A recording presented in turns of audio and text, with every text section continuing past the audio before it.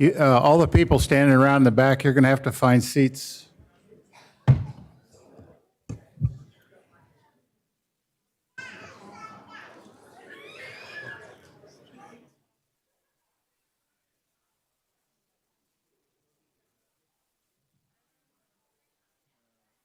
Don't like, the fire marshal doesn't like them blocking the exit back there.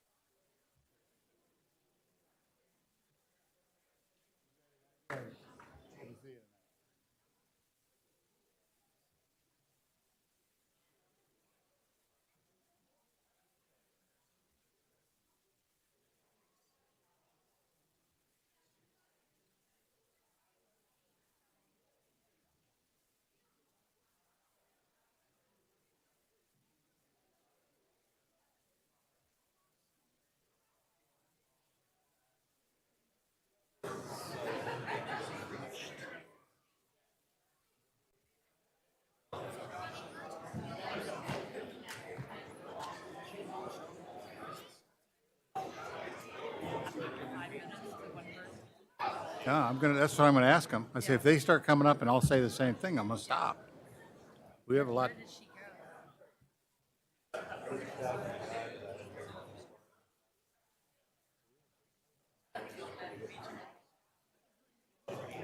Was that supposed to be in the bill? No. The money's is coming here.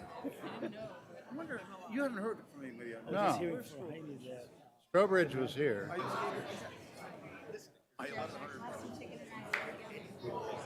Oh, I paid my 1,000 already. Yeah.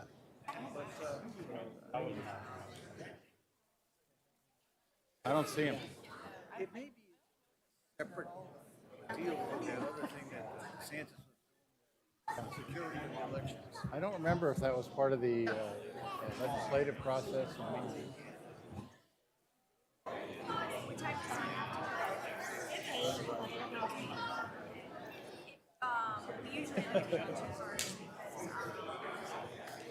Anyone you know, if you can answer your comments and show the video for the kids work to do, we have it ready.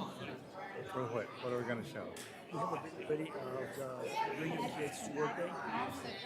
The video. And that event, the people brought the kids. Remember? Oh, bring your kid to work day. Yeah. Okay. So we have the video ready. It's just if you can add in your comments that we're gonna show it as part of the presentations.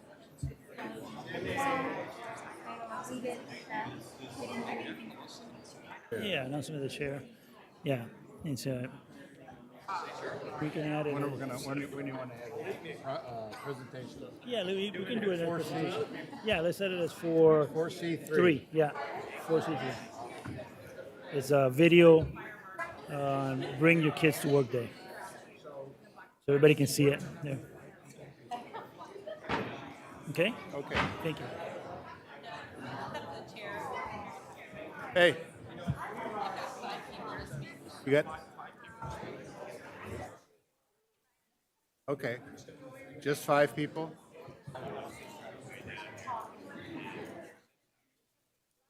I'll 5 is good. You know that I checked, we heard you were coming. So I checked and there's been no complaint to our Parks and Rec from you guys. So you need to, if you got a problem, we can't fix it if we don't know what it is. Yeah, they got to know that there's a problem. Yeah. We are. You know, the one that we're going to build out out west is going to be lacrosse and soccer only. I said, what about football? And they went, nope. So that's the mayor. That's not me. I put in my 2 cents. I said, what about football? He said, nope, we're not going to do any football.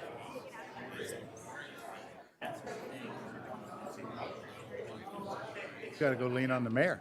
Yeah. Is there a certain Yeah. Okay, I need to start. Go ahead.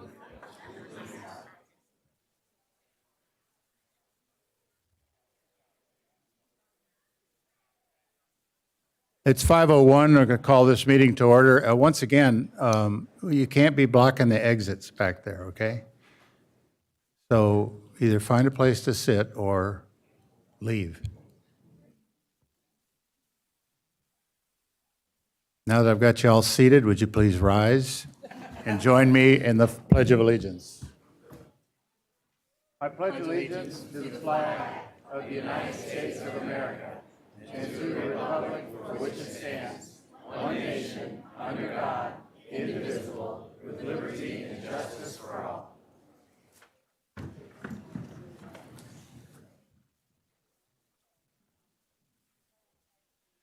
And as we always do before each meeting, we're going to have a moment of silence where I encourage you to think about our men and women in the armed forces that are serving this great nation of ours, in our medical and our first responders, our medical people, our firemen, our deputy sheriffs, and also give thanks for Flagler County in the state of Florida.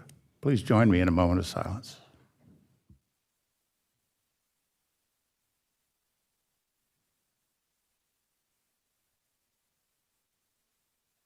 Thank you.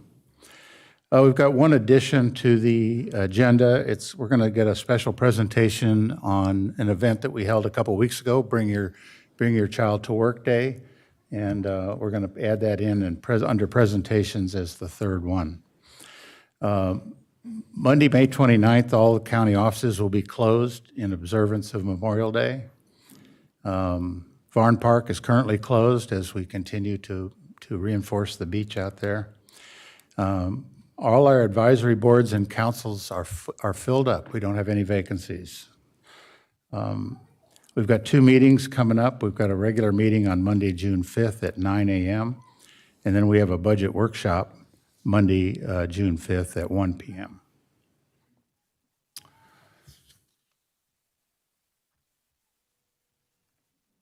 Today we have some recognitions that we're going to have.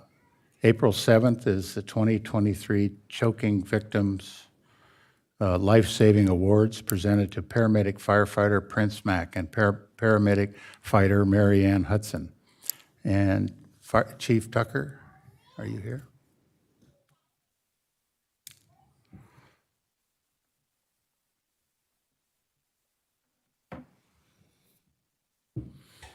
Hey, Chief. Good evening, Chairman and members of the Commission. You know, obviously there are times we like to come before you and do a little bit of bragging, and this is one of those moments. As you indicated, Chairman, on April the 7th, you know, paramedic firefighter Mary Ann Houston and paramedic firefighter Prince Mack, they stopped at Chick-fil-A for lunch. And the interesting thing about Chick-fil-A, where it's located, is actually in the middle of 2 response zones. Rescue 21 and Rescue 22 and PMAC, as we affectionately call him, and Mary Ann were on Rescue 22 that day. Rescue 21 was out on another call, so they decided to get some lunch and actually shift between the 2 zones. So what boils down to a good call on their part, put them at the right place at the right time for one of our citizens, you know, in Flagler County. You know, but as they were beginning to wait for their order, Mary Ann was the first to notice a commotion, you know, behind her, and she obviously, you know, brought it to PMAC's attention, you know, as well. And both individuals intervened and attempted to do the Heimlich maneuver. And Mary Ann was unable to get her arms all the way around the patient, but she did try. And obviously, PMAC was able to step in at that point in time and administered 3 Heimlich abdominal thrusts. And the patient, you know, quickly expelled the chicken, you know, that he was eating. And so both of them, upon following the administering the Heimlich maneuver, were able to evaluate the patient and determine that no additional, you know, steps, you know, or medical intervention was needed. You know, but the interesting thing about this particular call is it drives home, you know, the point that these individuals, the paramedics, the firefighters, the EMTs, that do this job day in and day out, go from 0 to 60 at a moment's notice. They went from a moment of rest to a moment of pure chaos. And because of the calm thinking, there's an individual that's alive today. When it comes to cardiac arrest and respiratory arrest victims, we have minutes. You know, we don't have a lot of time with them, and we have minutes to. And if this individual had waited for us to come from another location, it could have been a slightly different outcome, or even a little bit different work, you know, on PMAC's part. And these individuals are just an example of the individuals, the professionals that work for Flagler County Fire Rescue. You know, but again, day in and day out, they do this. You know, so we want to take this opportunity to present PMAC. And unfortunately, Mary Ann wasn't able to be here tonight with our life-saving award.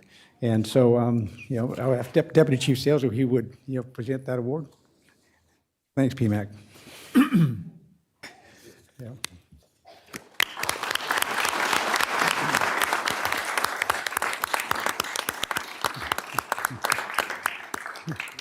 So, okay, thanks, PMAC. We'll probably get him to come back up and we'll do one picture if you want to with all Yeah, four that'd be of them. good. Yeah. But also, now that I've dropped my notes, I can get them back, in order. But on April the 8th, a Rescue 11, and this was Andrew Shook and John Strickland, I asked them to come forward, as well.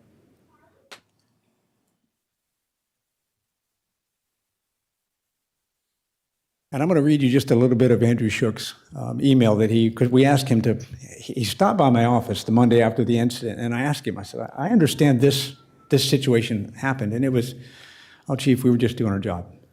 Now, wait a minute. I saw some of the notes, and there was more to this, and he continued to downplay it. So we actually asked him to put it in writing, so that I would have a little bit more to say other than, hey, they did a good job, So, but just a little bit of his notes that he in his write-up. He said on the afternoon of April the 8th, around 15:45, that's 3:45 for those of us that don't do military time, Rescue 11 and Engine 11 were dispatched for a water rescue call. The initial notes were reading that someone in the water was in trouble. The Rescue 11 was dispatched from Corder, while Engine 11 came from somewhere else, within the jurisdiction. While they were leaving the station, they looked at the CAD notes, which stated that there were potentially 6 people, in the water.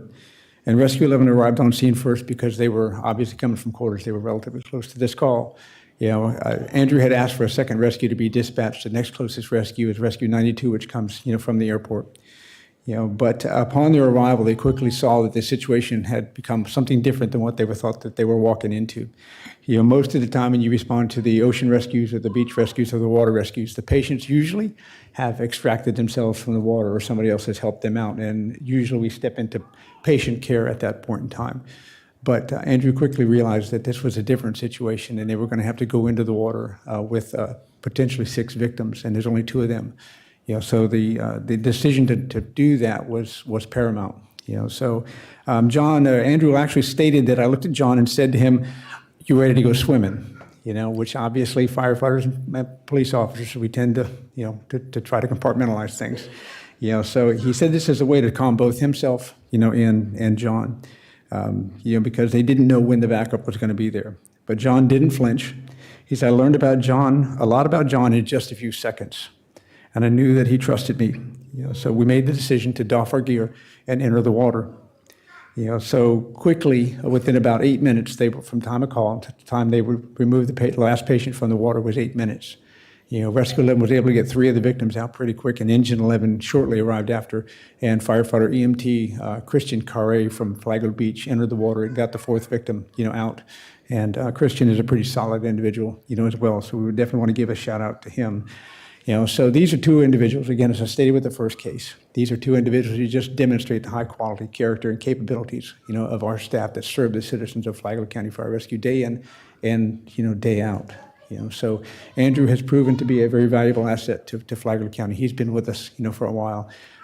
John Strickland is still on probation. By all accounts, he will probably clear probation. We're pretty happy with him. But I would also point out that John Strickland is a Navy veteran. Chairman, he was actually got out of the Navy as an E3 and a hospital corpsman. So he brought his experience as a corpsman to the citizens of Flagler County as well. And again, just like Andrew, stepped in when the time was needed. So I want to go ahead and ask Deputy Chief Sales if he would present John and Andrew with their awards as well.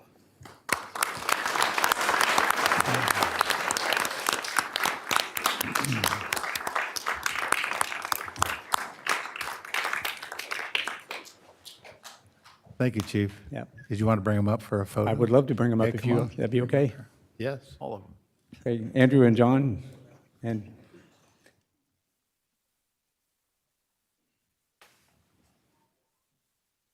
just leave it here for now.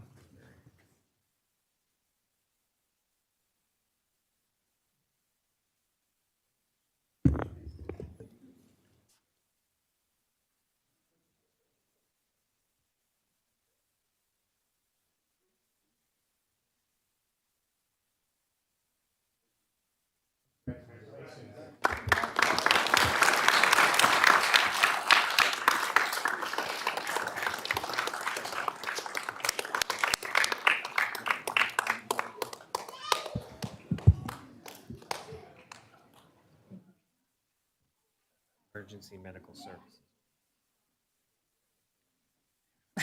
Next, we have three proclamations. The first one is Historic Preservation Month, and I've asked Commissioner Pennington to read that. This is a proclamation of the Flagler County Board of County Commissioners recognizing May of 2023 as Historic Preservation Month in Flagler County. Whereas historic preservation is an effective tool for managing growth and sustainable development, revitalizing neighborhoods, fostering local pride, and maintaining community character while enhancing livability. And whereas historic preservation is relevant for communities across the nation, both urban and rural, and for Americans of all ages, walks of life, and ethnic backgrounds.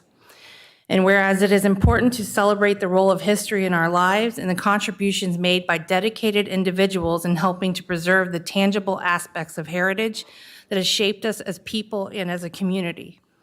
And whereas established in 1973 by the National Trust for Historic Preservation, events are planned to promote historic places for the purpose of instilling national and community pride, promoting heritage tourism, and showing the social and economic benefits of historic preservation.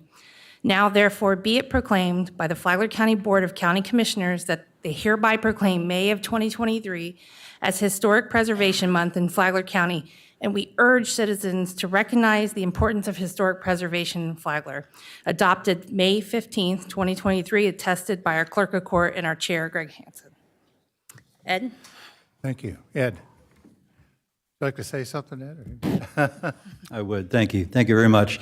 The Flagler County Historical Society has entered its 40th year of documenting and conserving Flagler County history.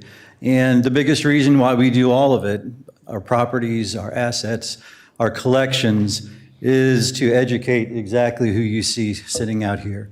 We love educating kids. I encourage everybody here, all parents, to find the Flagler County Museum, Flagler Beach, the Historical Society in Bunnell, the Florida Agricultural Museum, the African American Cultural Society, the City of Palm Coast Historical Society and Museum. All of them have amazing things to go take a look at, from teeth from woolly mammoths and mastodons that used to walk around here long before there were people, arrowheads, Indian pottery, all kinds of stuff.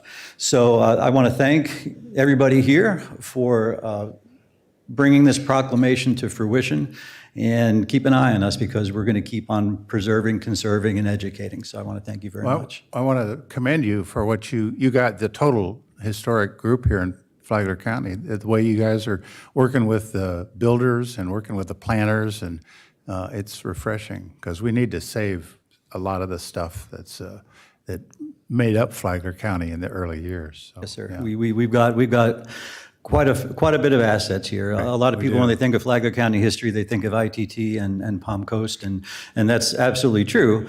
But our history here goes back thousands Way back, of years to Native Americans, and then Spanish, British periods, and it's all totally amazing. So again, I thank you, each of you, for bringing this proclamation to countywide attention. Well, thank you for what you do. Would you like to get a photo of it? Yes, please. That'd be Yeah, great. come on up. Come on up. Why don't you bring Jim up? Are there any of our history partners here tonight? I'm looking at a sea of faces, so everything is kind of a blur. Good. Yeah. So tonight we have with us our treasurer, Susan Baird, and her husband, George, our curator, James Fisk, our preservationist, Preston Zepp, some of our new history partners, Charles Cowart, who was just recently appointed to the County Parks and Recreation Board, and Pastor Mike DeRoche. I'm sorry, yes. My name is Ed Sharkovich, president of the Flagler County Historical Society, and I live in Palm Coast, Florida. Thank you. All right, thank you.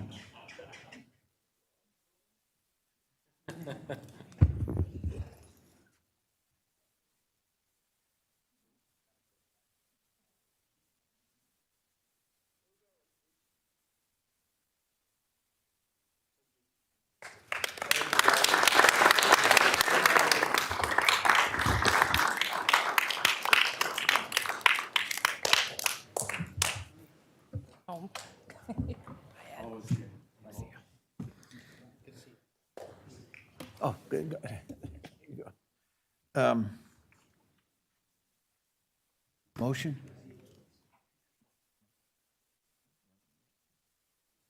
I'd like to make a motion to approve proclamation Historic Preservation Month, May 2023. Second. Been moved and seconded to approve the Historic Preservation Month, May 2023. All in favor, say aye. Aye. All opposed, say nay. Hearing none, the motion passes. The next proclamation is Emergency Medical Services Week, and I've asked Commissioner Dance to read that. Yes, my pleasure to read a proclamation of Flagler County Board of County Commissioners designating May 21st through 27th, 2023 as Emergency Medical Services Week in Flagler County. Whereas emergency medical services is a vital public service, and whereas the members of emergency medical services teams are ready to provide life-saving care to those in need 24 hours a day, 7 days a week. And whereas access to quality emergency care dramatically improves the survival and recovery rate of those who experience sudden illness or injury. And whereas emergency medical services has grown to fill a gap by providing important out-of-hospital care, including preventative medicine, follow-up care, and access to telemedicine. And whereas the emergency medical services system consists of first responders, emergency medical technicians, paramedics, public safety telecommunicators, firefighters, police officers, educators, administrators, pre-hospital nurses, emergency physicians, trained members of the public, and other out-of-hospital medical care providers. And whereas the members of emergency medical services teams, whether career or volunteer, engage in thousands of hours of specialized training and continuing education to enhance their life-saving skills. And whereas it is appropriate to recognize the value and the accomplishments of emergency medical services providers by recognizing Emergency Medical Services Week. Now therefore be it proclaimed by the Flagler County Board of County Commissioners that they hereby proclaim May 21st through 27th, 2023 as Emergency Medical Services Week in Flagler County. Adopted this 15th day of May, 2023, attested by our Clerk of Court and signed by our Chair, Greg Hansen. Thank you, Chief. Well, good evening again, members of the chairman. Obviously, it's real easy to think when you mention emergency medical services or EMS as we concatenated that it's down to a short term, to think of it as being an ambulance. But the reality is it's much more, than just an ambulance. It's our 911 system. It's the telecommunicators, and Commissioner Dance, went through that. But I just want to take the opportunity to reiterate that it's a system, and it takes everybody involved. From the citizens who are willing to take a CPR class, learn how to utilize AED, the citizens who are willing to step in when cardiac arrest, occurs or choking, and willing to administer the CPR and apply the AED and those kinds of things. It's the police officer that shows up with an AED. It's the ambulance that shows up with the paramedics and the firefighters on it. It's the fire trucks that show up with the paramedics and the firefighters on it. It's the nurses, so it's the entire system. So we thank you so much for recognizing and just recognizing this week as EMS week.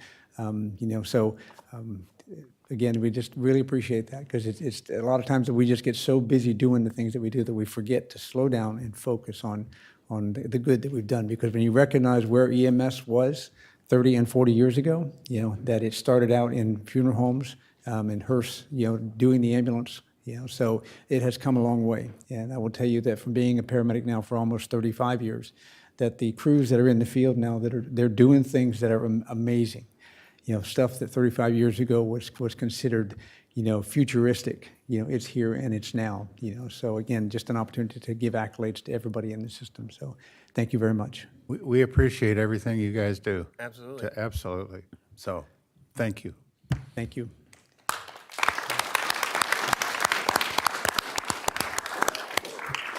I'll go ahead and move approval of the proclamation for designating May 21st through 27th as the Emergency Medical Services Week. Second. Been moved and seconded to make Emergency Medical Services Week, May 21 through 27. All in favor, say aye. Aye. All opposed, say nay. Hearing none, the motion passes. Congratulations. Thank you. You have a crew for pictures? Can we do a picture? All right. Yeah. I brought my posse with me. Yeah, bring them up.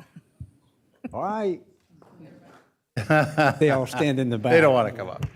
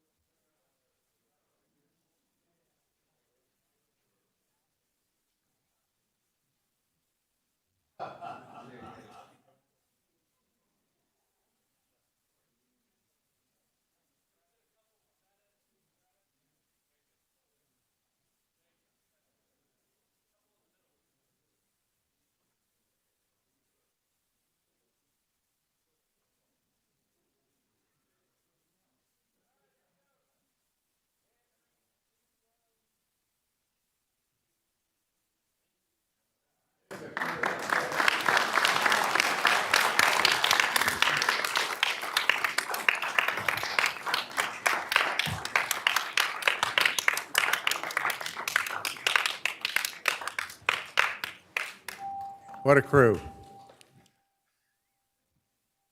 Thank you all.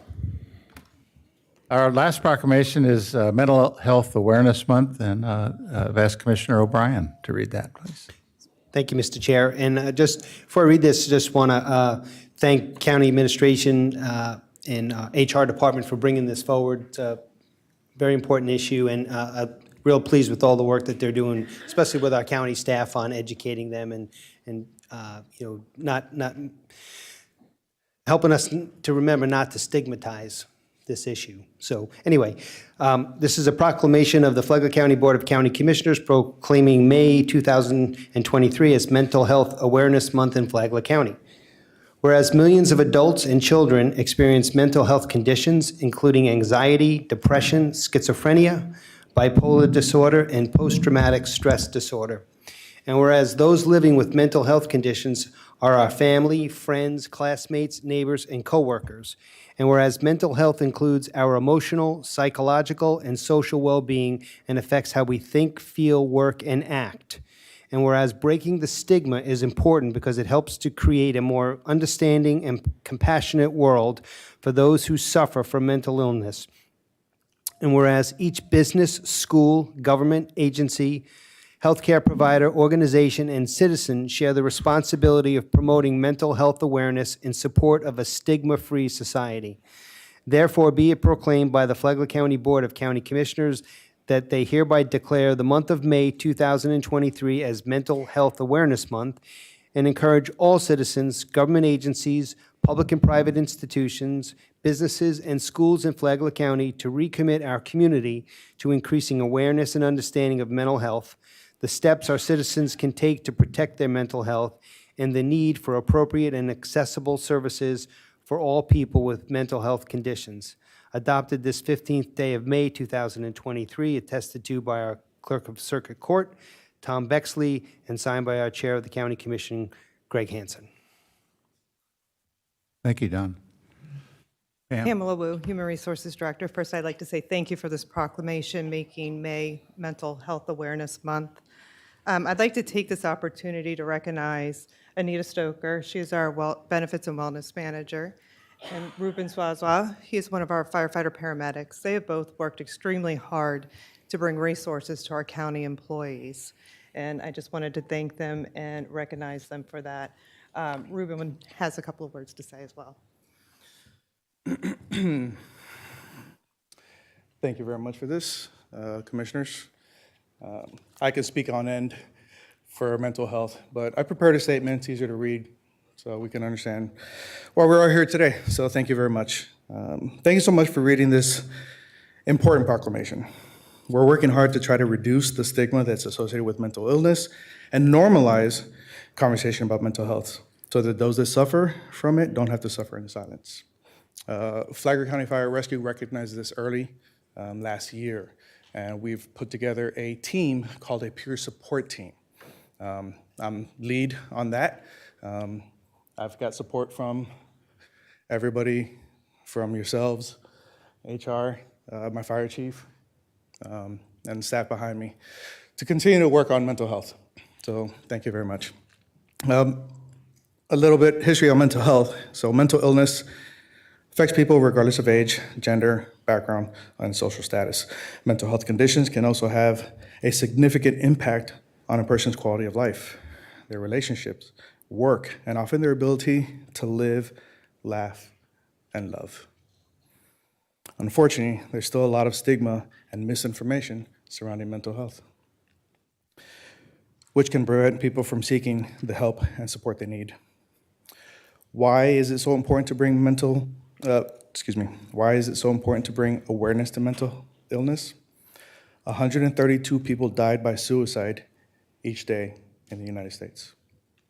Suicide is the 10th leading cause of death in adults and the second leading cause of death in youth in the United States. 54% of people who die by suicide did not know they have a mental health condition. Mental illnesses are associated with higher rates of disability and unemployment. 1 in 5 adults suffer from mental illness. It is our hope that by shining a light on mental health, not just in the month of May, but throughout the year, we can reduce barriers, finally break that stigma. Thank you. Thank you.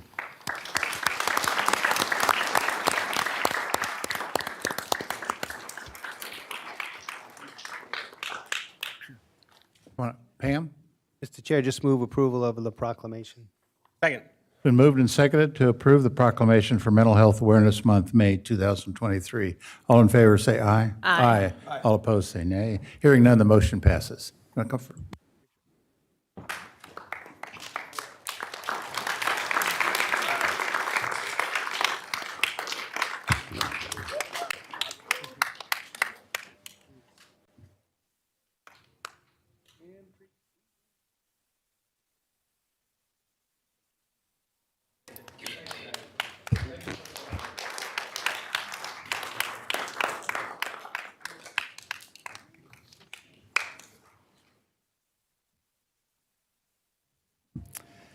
Next on the agenda, we'll move to presentations. The first presentation is on the Carver Community Center. That's, hi.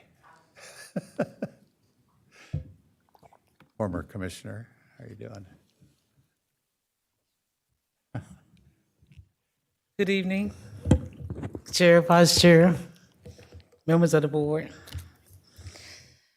I wasn't expecting to speak tonight, so I do have some notes here. The first thing I want to say is that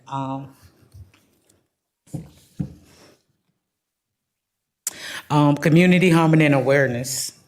That was a name that Mr. Shelley Ragsdale, who was NAACP president at the time, and myself and with other members, we came together and formed an organization. Our first meeting was with Mayor Robinson, Chief Brennan, Pastor Wilkerson, his wife, myself, one of the business owners in the community.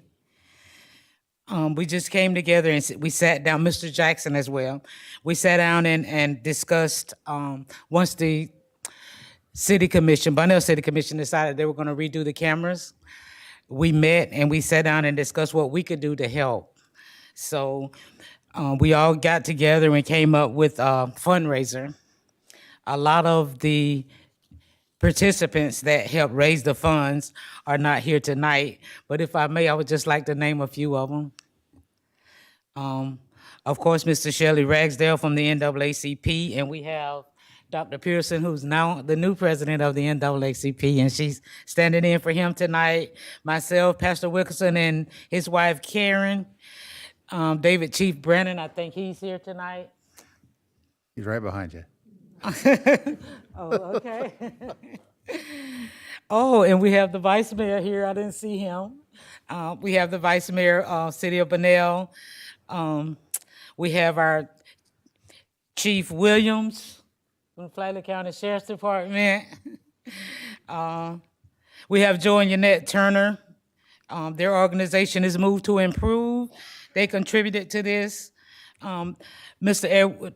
Edwin Pruitt, the Surge organization, MLR Financial, Courtney Vanabonte, Black Lives Matter Organization, Bonnell resident, St. James Baptist Church, who Pastor Wilkins is a pastor of, Woody's Barbecue, FamilyMatters.org, Calvary Christian Center, and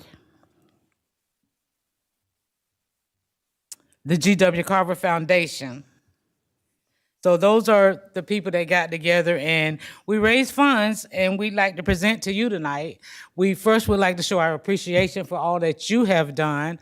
The reason for the camera in the Carver Park area is because we had an influx of homelessness and illegal activities going on, so we came together as a community to try and do something about it. And we really appreciate your help and all that you've done as county commissioners to help us out with that.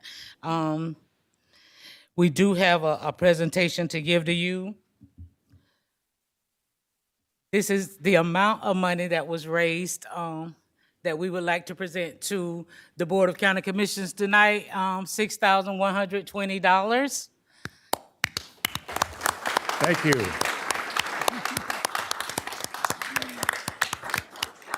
Our chair of the Carver Foundation is here to Bring the real money. bring the real money. But we do want to give a big thanks to the Flagler County Board of County Commissioners for all you've done and what you may continue to do to make the Carver Park area a safe and beautiful park for Flagler students and families to make positive memories that they can cherish forever. Would you very quickly introduce yourself so that the clerk can have your I'm name? sorry. No, it's okay. It's okay. My name is Benita Robinson. I'm the site manager for the There you GW go. Carver Community Thank Center. you very much. Thank you very much. Super.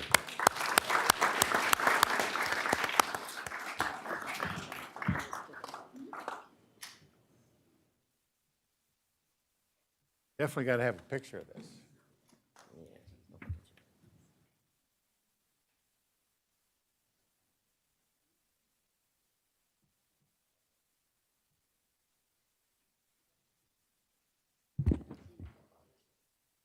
Feel protected.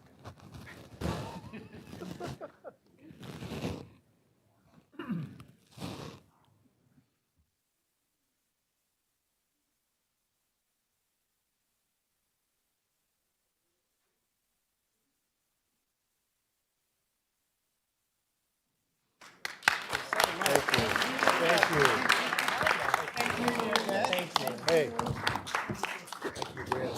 Chief, good to see you, man. Oh, Johnny there. Present that to the chair. I got it.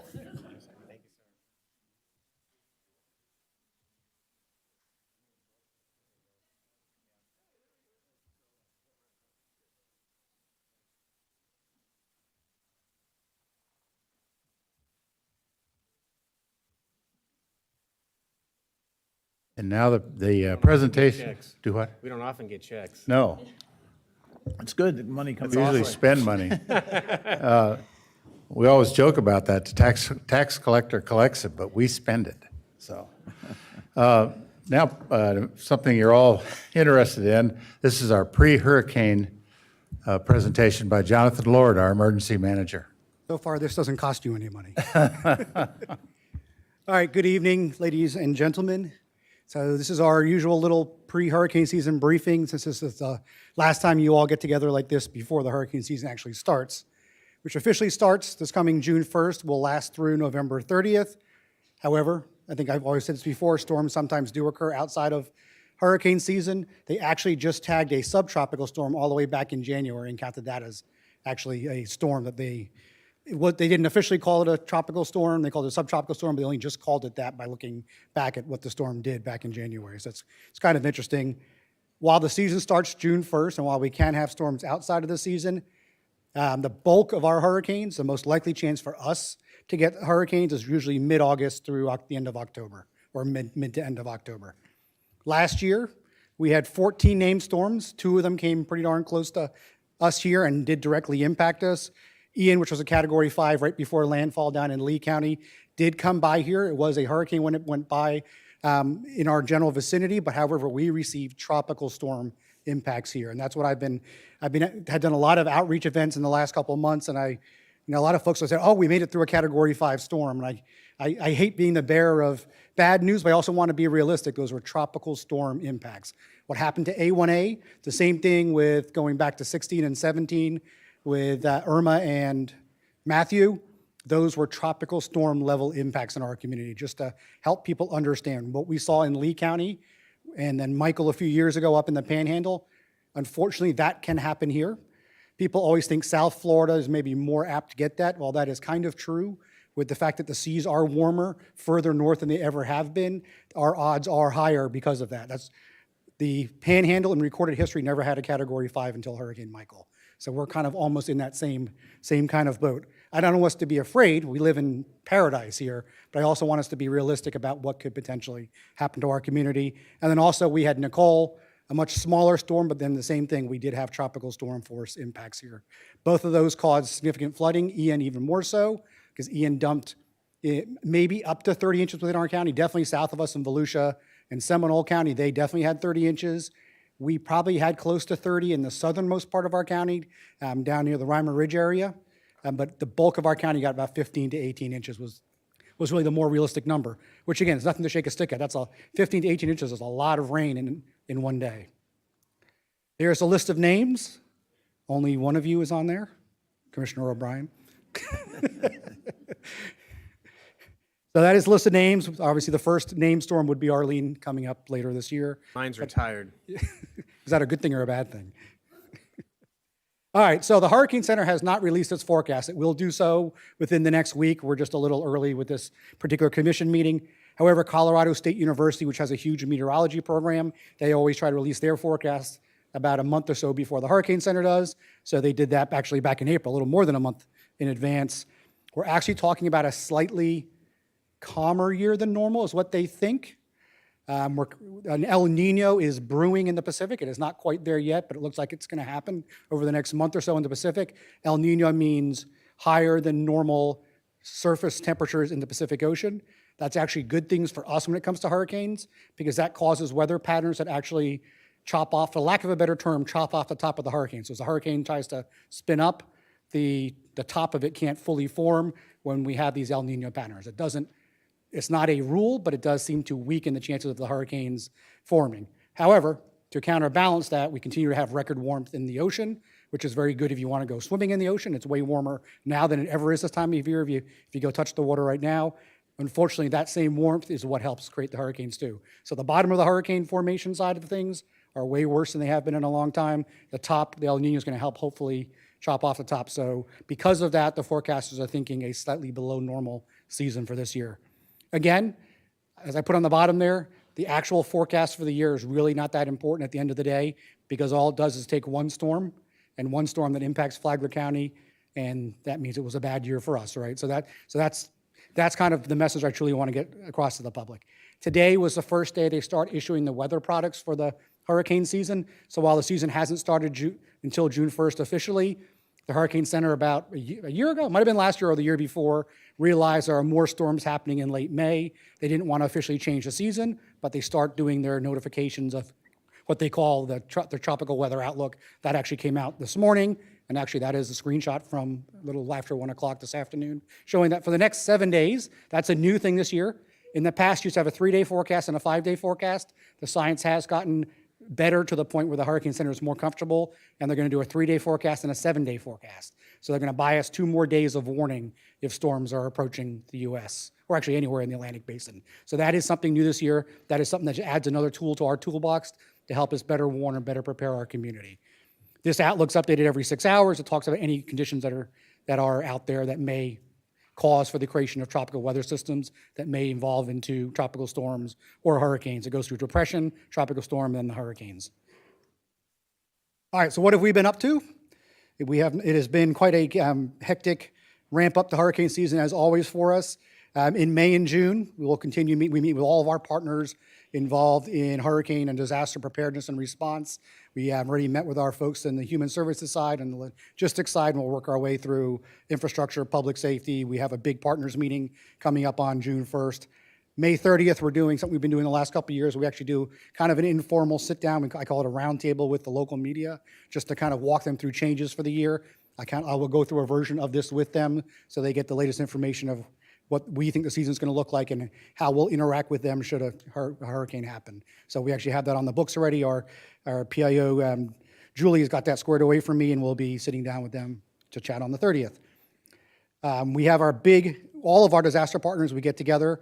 It used to be a lot harder because we couldn't always make schedules work, but now, ever since COVID, we use a lot of virtual meetings. So we're having a joint virtual as well as in-person meeting with all of our disaster partners on June 1st, as well as those other smaller groups that I mentioned earlier. Mr. Chair, can I ask a question, Sure. Jonathan? So is there any impact not having leadership or school board in between leadership in terms of, is there continuity on who's responsible on their side for your planning process? We have a great, our staff have a great relationship with the superintendent, but we work very closely with a lot of her staff. Those same staff we talk to year round because we don't necessarily only use the schools for shelters with the hurricanes. Right. We could have another bigger event, we'd need them. So we work very closely with them. We've already been in our update conversations with them about which schools and how we'll partition out the schools. So regardless of any changes at that level, the same thing with municipalities, regardless of any changes with municipal leadership, since we have such close relationships with all of the staff at all levels, it ends up being kind of neutral. And but the minute someone new comes on board, I unfortunately harassed them quite quickly. So just to make sure that we create that relationship just in case, because you never know, even if it's not a hurricane, some emergency could happen tomorrow. So I just want to make sure that we always maintain those relationships. Moving on here, we've actually, our WebEOC disaster system, that's the web tool that we use that helps us request resources and keep the state up to date. We've actually had some good upgrades this past year. We actually have an amazing high school student volunteer with us that does coding. And she is actually helping us with some coding because we don't really have those kinds of programmers. In this system, we can either pay the vendor or we can do some of the coding ourselves. So she's actually been working with our vendor as an intern from high school. She's a brilliant young lady, and she's actually just unofficially been told that she's going to be appointed to the National Youth Advisory Council for FEMA, because we've been trying to push to help get her on there. So we're very excited about that, and we're definitely been picking her brain and helping her with some coding. She's been helping us with some coding stuff in that system, so it's very exciting. We also, working with all of our county departments, one of my priorities since I've got here, and I finally got to it in my kind of timeline, was to do continuity of operations planning with each of our county departments. One of my team members is spearheading that. So we've had a major initiative over the last year or so to make sure every county department has backup plans in place, not just the hurricane plans where we shut everything down, but almost like what we went through somewhat with COVID, but for longer term stuff, if we were to lose one of our buildings, what are the minimum site needs that you need to go somewhere else? What are your critical resources? Our IT department is very much relied upon for that because a lot of things we do today are digital based. So we work very closely with the IT plus all the other county departments to truly understand what are their most essential services, and if something impacted your services, what do you need to bring up in what order? So that's been a huge initiative for us. Hurricanes would be a potential trigger for that if we had facility damage. Another thing we've been doing, we actually started, since I last spoke to you about this a year ago, we actually started doing backup communications. We all get rely very heavily upon these new high-tech things, but sometimes the low-tech stuff like ham radio and we have satellite radio, which is high-tech, but not something we use a lot. We have these systems, all 67 counties of the state has these systems, but no one was actually testing them. We were just kind of testing them amongst ourselves. So I actually challenged my team to find a bunch of counties. We reached to all the counties in Northeast Florida, and we're kind of reaching out to Central Florida and expanding from there. And we're actually now leading monthly tests with the counties because no one else is actually doing that. And we kind of spearheaded that. So I'm kind of proud that my team kind of took that and ran with it and reached out to our other partners to make sure that we can reach outside of our boundaries and help and communicate should the normal systems go down. And then also, actually, I'll miss one of the bullets there. I think you all have seen it out behind the EOC, but one of the things we got in the last 6 months or so, maybe 8 months at this point in time, is we got a grant, a federal grant through the state of Florida to buy a trailer. It's a little miniature, I don't want to call it command trailer, it's a field operations trailer. It's really like a mobile office platform. And a perfect example of where we would use something like that, we open up points of distribution and where we're distributing food and water to the public. The staff that work there need an ability to get out of the sun, get out of the heat, relax, and maybe track the information, do the administrative side of stuff. We never really had a place for them to do that if we're set up in the middle of a field somewhere. If we're at a site like the airport, there's buildings there, but we're not always there. So we actually were able to get this, that between the money from that grant plus a little bit of the leftover ARPA money from COVID, we were able to purchase that trailer with no cost on the county's general fund dollars. So we were very excited for that. It was a competitive process, and we got chosen for that funding. So that we're very proud of that. And then the last thing I want to talk about here for government preparations, another thing that's been on my wish list since I got here and we're finally there, is I wanted us to benchmark ourselves against some standard. Not just say, well, not just Jonathan come up here and say, hey, we're doing great. I wanted us to have some standard to look at. There is one standard, it's an international standard called EMAP, which is the Emergency Management Accreditation Program.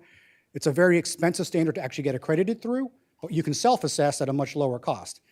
So there was actually a chance to get federal funding to cover the costs for accreditation and go through the whole process. It's a $30,000 to $40,000 process.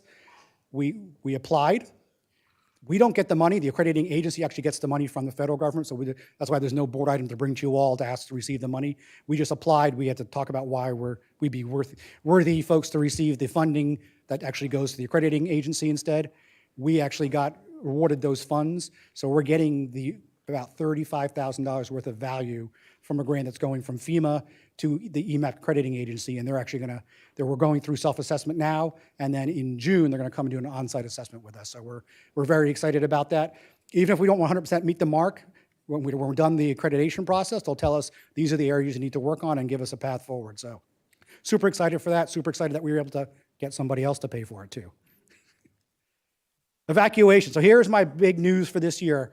I kind of hinted at this last year. As you all know, for decades upon decades, this applies to the whole state of Florida. Here in Flagler County, we had evacuation zones, A, B, C, D, E, and F. It creates a unique issue here in Flagler County because we have neighborhoods called B section, C section, so on and so forth. So I've been kind of wrapping my head around how do we solve that without totally messing up the way we communicate with the state, because the state wants us to talk in A, B, C, D, E, F when we communicate with them on what we're doing for evacuations.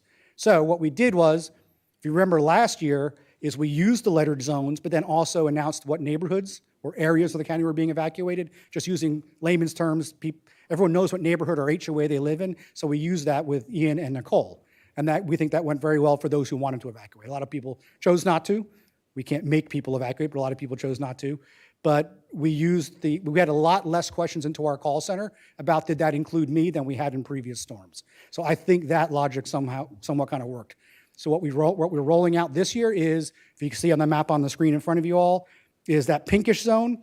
We lumped all of the zones, A, B, C, D, and E together, and it actually got a little bit bigger because it actually goes out to Belterre in the northern part of Palm Coast, and we just call that one large potential hurricane evacuation zone. So instead of telling people you need to know whether you lived in zone A, B, or C, we just want people to know, do you live in that zone? Do you live in that potential hurricane evacuation zone? Just say yes or no. Learn if your home is there, and that's all we want you to do, on understanding whether you may be evacuated for a hurricane. And then when the time comes to order an evacuation, we will do it by the neighborhoods. We may say the entire island, and we'll list the Hammock and a bunch of the other neighborhoods all the way down to Flagler Beach, or we may say those, in the past, used to be Zone B, kind of followed Colbert a little bit, but now we'll say Palm Coast Plantation and Grand Haven, and then the new one below. We have it all computerized on a list. I just don't remember them all. There's so many names of different sections in this community. So we are literally going to do it that way. On the left-hand side of the map, what used to be Zone F is we now call it a potential lake flood zone. And what we saw with Ian is it actually didn't flood during the hurricane when Ian came by.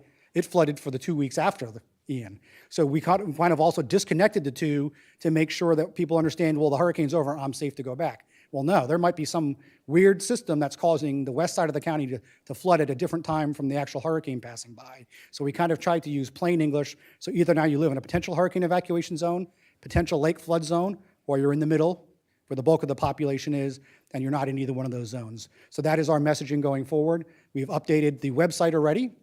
We've updated our hurricane evacuation guides already. We have a small run of those coming, and then we're actually trying to do a bigger update of our evacuation guides in the next coming months to actually even make them more user-friendly. So that is our big message moving forward. We're going to talk about it in depth with the media on May 30th, but that's kind of our big headline news, is the fact that we've updated this to make it easier for the public to understand whether or not they're at risk and whether or not they need to evacuate. And then the other change, it's really just more of a clarification. We used to always say we closed the bridge, but we never actually closed the two bridges across the intercoastal. We may restrict traffic heading back onto the island, but people can always come off the island.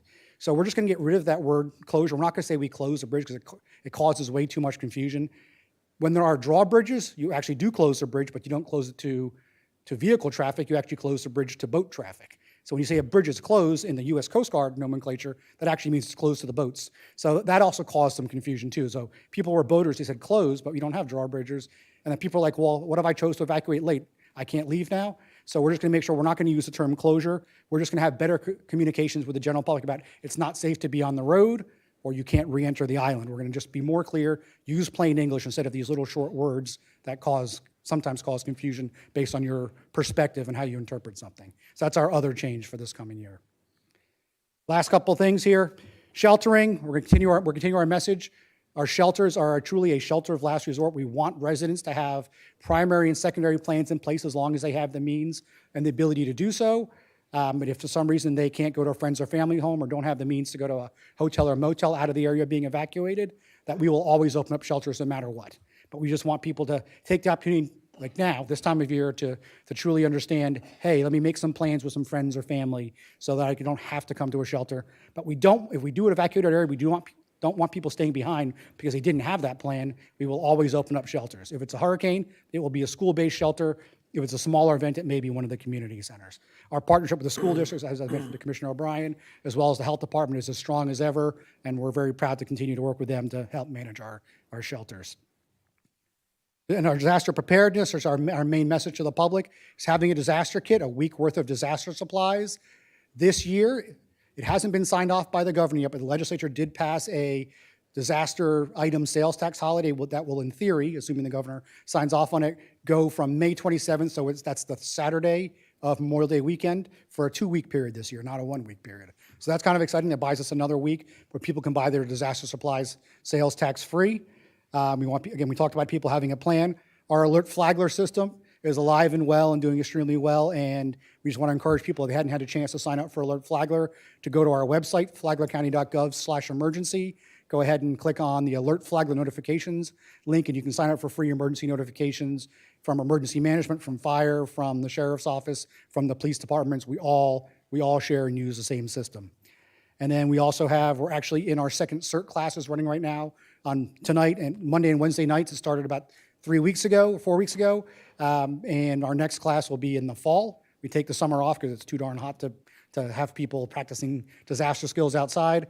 In the fall, we'll have it on Tuesdays and Thursday nights, and then in the winter, we'll have it during the day again. So that program's doing good. We typically have anywhere between 20 and 30 students enrolled. Again, that program continues to be offered at no cost to our residents. That was a lot. Any questions? Yes, sir. Something that you say quite often that resonates with me is if you have to evacuate tens of miles, not hundreds of Yes, miles. I like to say that, and it's not facetious, but historically, and not as much anymore, people used to travel multiple states away. And if we order an area to evacuate, if we say everyone on the island needs to evacuate, then to be safe, all you have to be is off the island. We want people to listen to the area that we're saying to evacuate, and only go as far as you need to get out of there, but then get indoors, like get into a friend's house, a family's house. If you have the means, stay in a hotel or motel, why not? If we have a bunch of nice ones here in our county that are off the island and typically safe.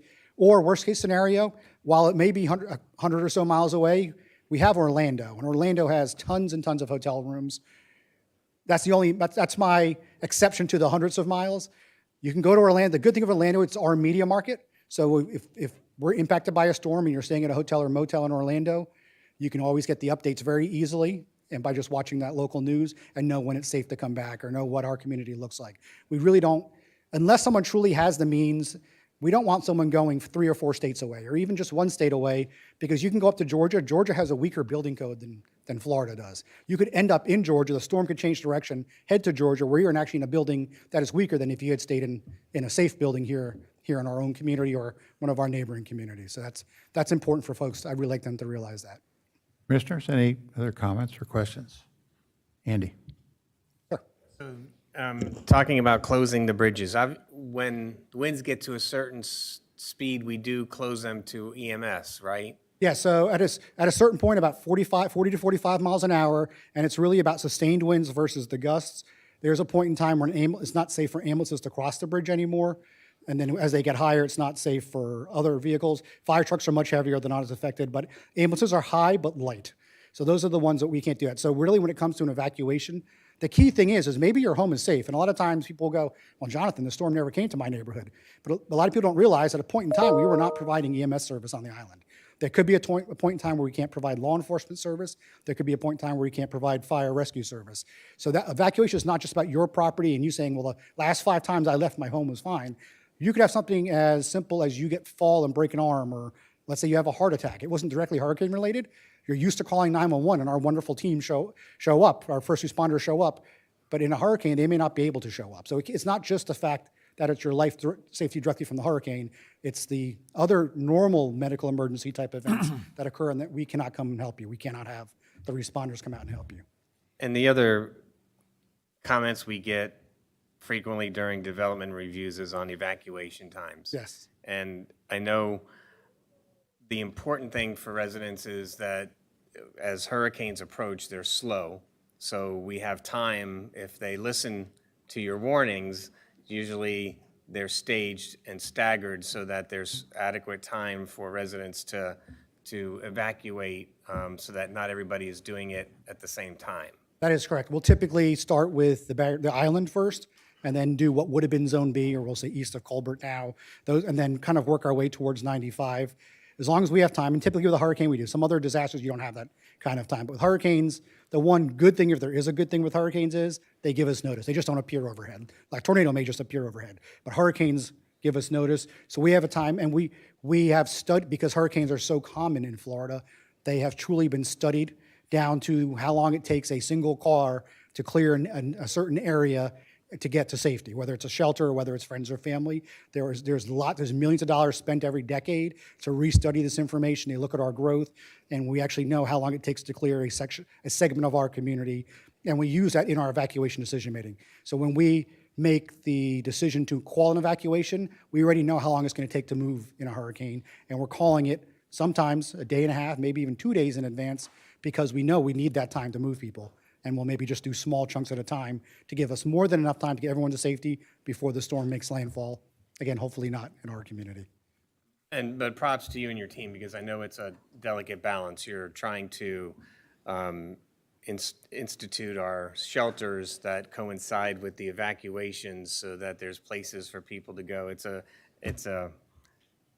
lot of moving parts. So. And it's a very interesting balance, because trying not to open shelters too soon, because then people come and then leave, say, I didn't need to be here. Right. It also impacts, if it's depending on the time of year, it impacts schools. Right. And if schools have to get let out too soon, then parents can't go to work, and then it impacts our economy. So all of these things play into figuring out that timing correctly. Absolutely.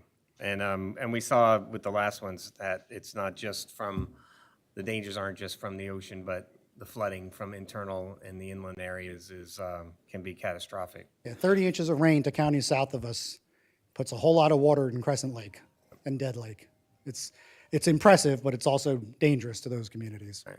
So thank Mr. you. Sullivan? Yeah, just, yes, everything you guys do is great. But the one thing that happened, I remember in Nicole, there was a little bit of confusing about after the storm, when you can go back. So you have before the storm, evacuate, but then after the storm, and some of that had to do with A1A construction and things like that. So just a thought about making sure we're clear on that, so where people can Definitely. return. And there are times where a municipality can be more conservative than we are, and that's their entire right to do so. If a municipality on the Barrier Island wants to keep certain streets closed, that's their prerogative. It's a city street. That's their right to do so. But for those storms, the minute the storms passed, we did not restrict anybody, other than the fact there was obviously restrictions on A1A. There was some restrictions in parts of Flagler Beach because of the street flooding, which makes sense. You don't need west. people. It could happen We don't out want west. people driving down the streets causing waves to go into homes that are on the brink of flooding, because one little car going by can be very detrimental to that home. Lastly, pets. We don't want anybody to leave their pets behind.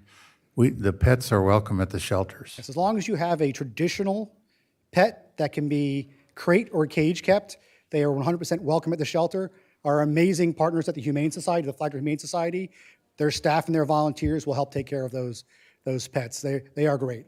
For those people that have more exotic creatures, we definitely ask that you take time now to figure out a backup plan, because we can't have lions and tigers and the rest, bears, oh my, the rest of that poem, we cannot have those, or snakes that might be venomous inside the shelter for obvious reasons. Right. Jonathan, thank you very much. That was a Thank good you. presentation. Thank you all.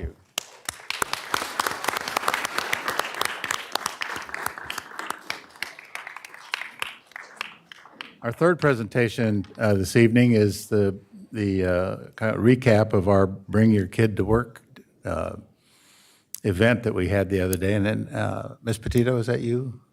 Are you going to talk to that? Real quickly, yes. As you know, we held our first annual Bring Your Kids to Work Day event, and that was held in April. And it was a huge success, and we partnered with our constitutional officers as well as the Board of County Commission.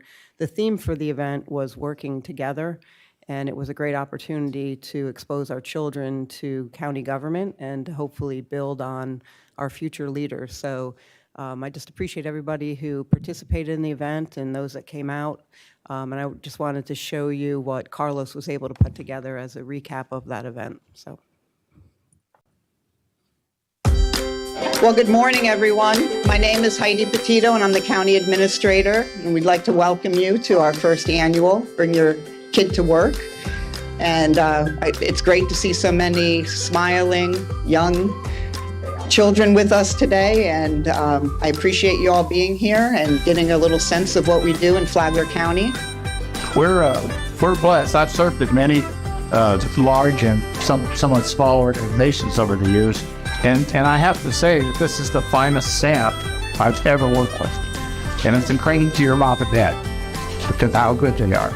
We can get anything done, anything.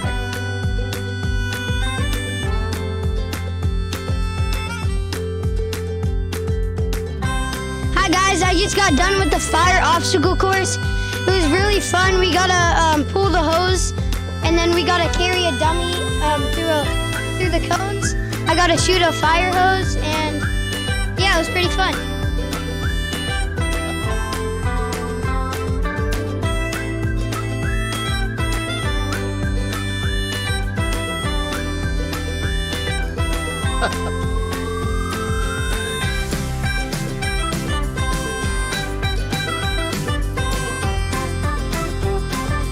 Okay, so my mom works in HR, and when I grow up, I would probably want to work in the government just like my mom.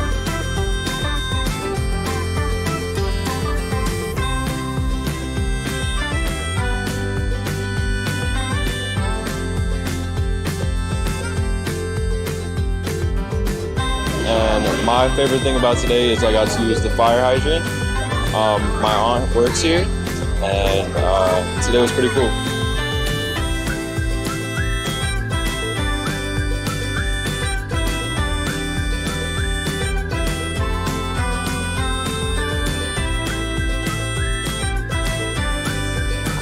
My favorite part was getting fingerprinted and going around the EOC department. We got to learn about like all the things that you need in a hurricane survivor toolkit.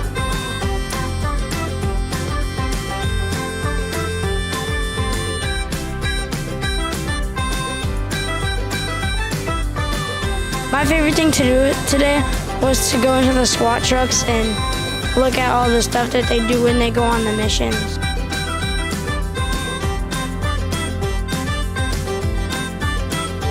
Favorite part was coming here today and spending time here.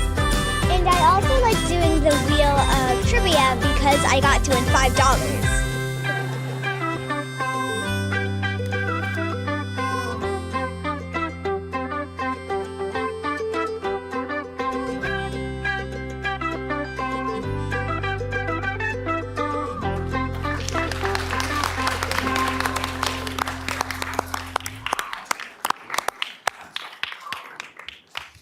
Thank you, Heidi. It was a great day, and we had a good time.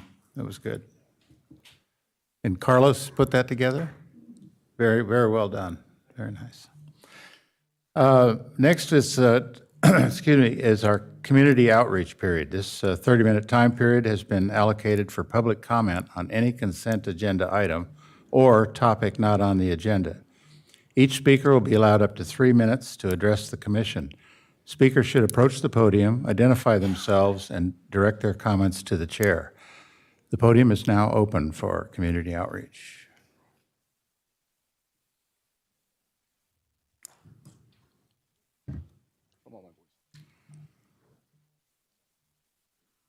You all want to come up and say hello? All right, I need to be able to at least stand here. All right, my name is Jared Maxwell. I am owner, president of Mad Dogs Flag Football of Palm Coast. We've been operating for about 5 years now, and I'm here to speak on behalf of all of our youth leagues here in town. You guys had a lot of cool things going on here tonight. I just want to drop back real quick and talk about the firemen. My dad was a fireman for 27 years up in New Jersey and Long Beach Island and Ship Bottom. And I remember being a part of these as a little kid and him getting awards. When I was about 8, 9 years old, he won Fireman of the Year in Jersey. It was a massive celebration. The whole neighborhood, multiple fire departments were there, newspapers.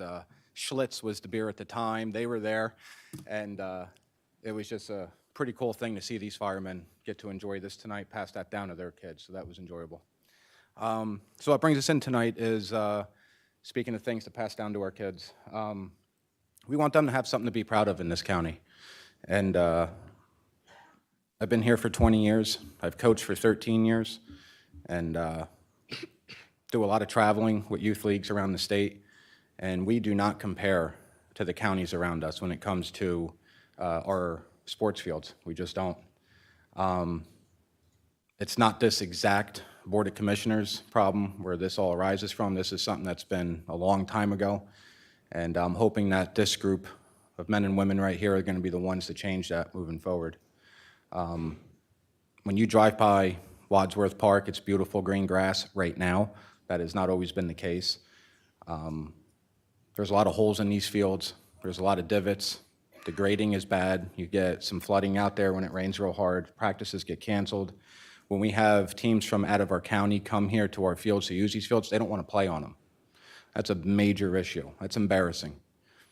Our parents, our coaches take a lot of pride in what they do, and the basic that these kids deserve is just a beautiful field that's nice and flat and safe for them. We have lost a lot of high school athletes out on Wadsworth Park's fields. We've had a lot of torn ACLs. We've had a lot of injuries because of these holes in these fields. And we're really hoping that this board right here can get together and be the change to help these kids out. Now, we know a lot of these kids, you know, they can't do anything for you right now. They can't vote for you. They can't give you any money. Most of them can't even carry your groceries in right now. But in 10, 15 years, they're going to be doing a lot in this community, and they're going to remember everybody that helped them. And thank you guys for your time. Appreciate it. Thank you. Thank you.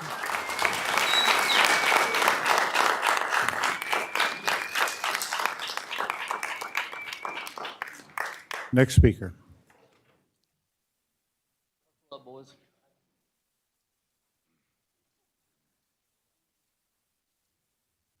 Ladies and gentlemen, appreciate your time today. My name is Donnie. I am a coach, assistant commissioner for the Flagler Titans, coach for Mad Dogs, coach for Winter Circle, many other leagues around here. Just to add to what Coach Jay was saying, when it comes to our fields, between the holes, the ants, we have nowhere for our kids to get shade, no the facilities there for our parents and our guests that come in. When we host our Titans games on the weekends, we got multiple teams of 30 plus coming in from all over. We're hosting hundreds and hundreds of kids, parents, grandparents. There's nowhere for them to park. They have to park across the streets, try to avoid traffic coming across the streets just to watch their grandkids play. Facilities, the restrooms there, I know there's one newer one. I mean, it can hold maybe 2, 3 people. We're talking hundreds and hundreds of people. Those things by second game, not really what we want to display to our fellow organizations that are coming up and down to see us. Bleachers for parents and grandparents to sit, again, shade, talking here. Our goalposts are an issue that is going to come up. We have multitudes of issues there, and Chairman, I know you gave me advice before we talked about what I need to do on my part and employ my parents to also do, and we will get on that ASAP for you. Just wanted to take this time today to bring it up in person, show some face with you guys. Hopefully, like Coach Jay said, we can work together on these issues. We have teams coming up all the way from Satellite Beach up here to see and play us. And like Coach Jay said, they walk on our fields, and it's an issue. The holes, the ants, it's a safety issue as well that we do not want our kids to have to deal with. So I hope we can work together moving forward as a group. As much manpower as you need from us, as much effort as you need from us, we will provide to hopefully get better facilities for our kids to play on. That's all I got for you guys today. Thank you. Thank you.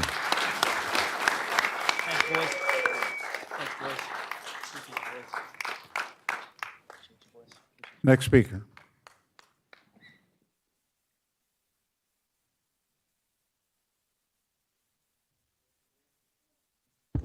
Hi, good evening. My name is Carla Boswell, and I'm the Scholastic Coordinator from the East Coast Conference Pop Warner, and I'll be speaking for the Flagler Titans tonight. I'm John Moak, Vice President for East Coast Conference. A nonprofit organization, Pop Warner is the leading youth football, cheerleading, and dance organization with programs and participants across the United States. As the most trusted governing body, Pop Warner enforces a national rulebook that incorporates time-tested rules and regulations, has strict equipment requirements, mandates volunteer screening and training certificates, and provides necessary resources to assist member leagues and associations in sound policy creation. Pop Warner's core focus is to serve youth. We strive to encourage increase youth participation in football, cheerleading, and dance, and ensure a safer and positive playing environment for all participants to instill lifelong values of teamwork, dedication, and superior work ethic on the playing field and in the classroom. In fact, Pop Warner requires each participant to demonstrate scholastic aptitude to participate in its sports programs and awards college scholarship funds to the highest achieving student athletes. The mission of Pop Warner is to enable young people to benefit from participation in team sports and activities in a structured environment. Through this active participation, Pop Warner programs teach fundamental values, skills, and knowledge that young people will use throughout their lives while emphasizing the importance of academic success. When choosing a youth football organization to represent Flagler County, we ask that you consider the Flagler Titans, our Pop Warner affiliate in this area. Here are a few reasons to reflect upon. There are no tryouts. Each child gets to participate in each game and participate in cheerleading competitions. It's all about teamwork. There are no individual stats. We don't recognize the best running back, the best quarterback, or the best cheerleader. All kids are created equal and we celebrate them equally. Our kids are top priority. All coaches are required to take extensive training. We require all coaches and participants to create a positive environment. All coaches and volunteers with repetitive contact with the participants must be cleared by using the background checks. We also promote academic excellence. We award college scholarships to the most deserving students in our highest grade levels. Some of these scholarships winners include Krishna Lewis, Drew Peterson, Alyssa Diaz, Juliana Cruz, and Summer Wilcox, which are all Flagler County students. Thank you. Thank you very much.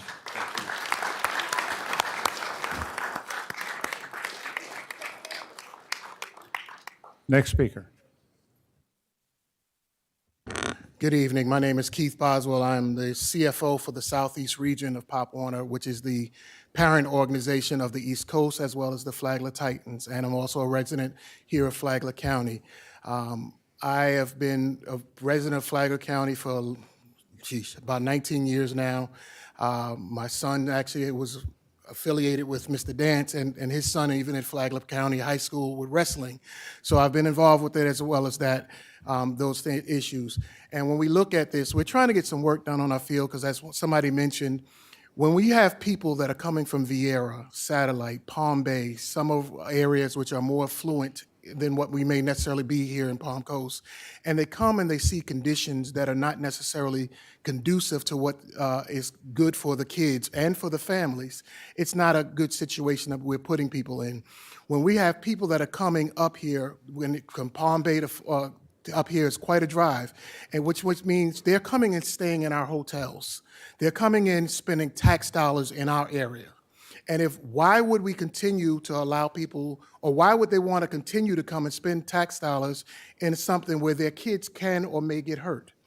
even as far as officials are concerned. I am an official for the A1 Sports Officials, which officiates both Flagler, all of Flagler and Volusia County. And it is hard, even as an official, going up on there where you may be going out trying to help a kid because you're working for less dollars and wind up losing your regular job or getting injured from your regular job because of a pothole that's in the middle of the field. Sometimes there has been some situations where some dirt is thrown over across certain things.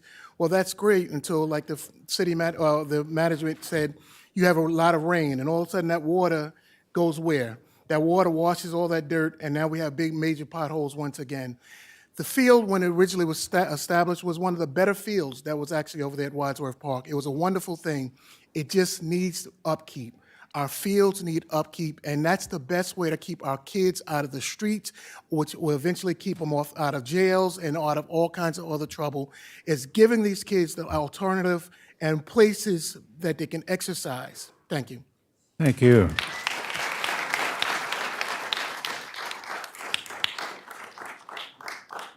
Next speaker.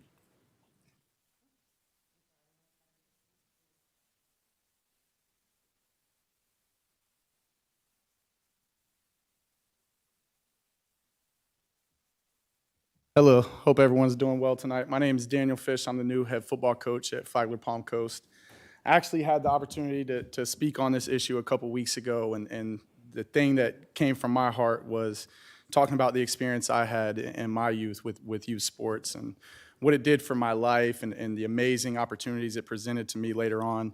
And just to talk about, probably over 20 years ago, how beautiful our facilities were, how much access we had to fields and lights on the field, and we were proud to host games because of the facilities we had and the tradition we had.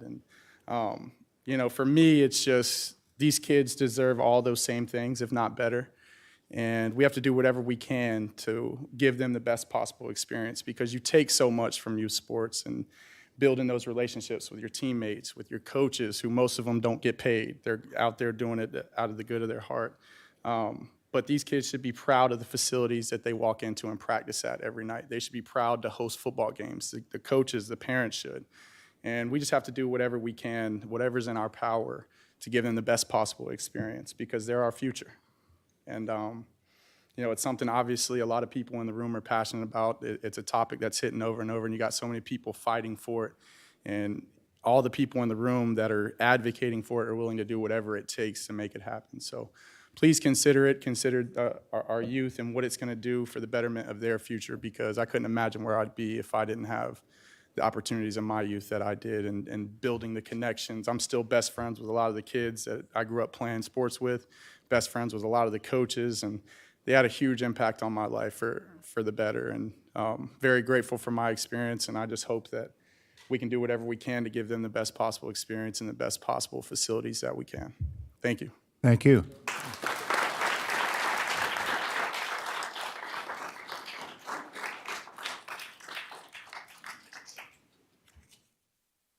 Next speaker.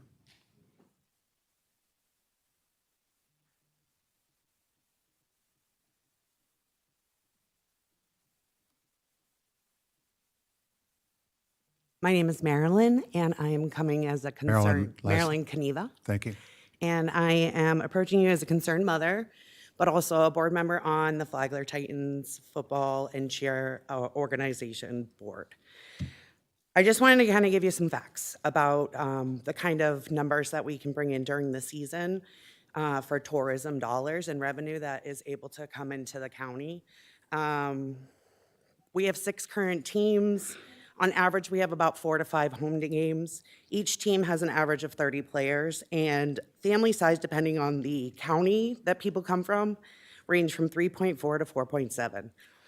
That'll bring you in about $2,400 to $4,200 outside tax pay or tourism dollars, families that will spend on having lunch, going out to dinners, staying in hotels, like Keith had said. What I'm really concerned about, yes, the safety of the field, the look of the field, but really focusing in on the safety. Wadsworth doesn't have an AED machine out there. They do have holes You've got an open area, no fencing. These kids play on the field, and people are stacking chairs up along the line. There's no borders between the kids and people from out of county. I'm sorry, I don't know what it is. It might be a fear, I guess, of you guys. But I just, I really wanted to bring those things to your attention because the fact is these kids are your future. They're gonna be sitting up there at some point, hopefully, because they've stayed in Flagler County because we invested in them. If we don't invest in them, I can't promise you that they're gonna wanna stay in Flagler County. And the whole point is that sports, football, cheer, all sports, flag football is one of the fastest growing sports in the entire nation. And if we can bring in a competitive league, or we can bring in these outside dollars to you, we're just asking that you show the same attention to our children. And that's really where it comes to, because these guys behind us, they are your future and they are worth investing in. Thank you. Thank you.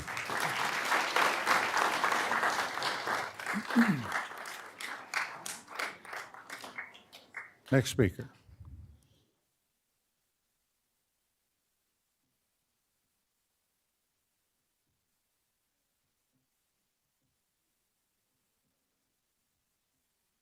Hello, Council.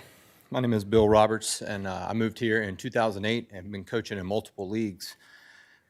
We've got some great kids, and I don't know if many of you are aware of just how much we do with our lack of facilities and how far we've gone. We've gone all the way to the second round of the finals in Titans League.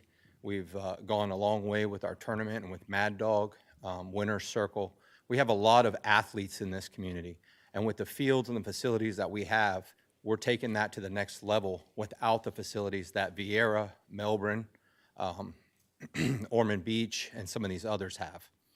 That being said, you may ask yourself, what can we do or what can I do to help fund this or go to the next level? I'm glad you asked that, because the answer would be an immediate call to action of facilities, not just Wadsworth. We talk about Wadsworth and what we don't have there.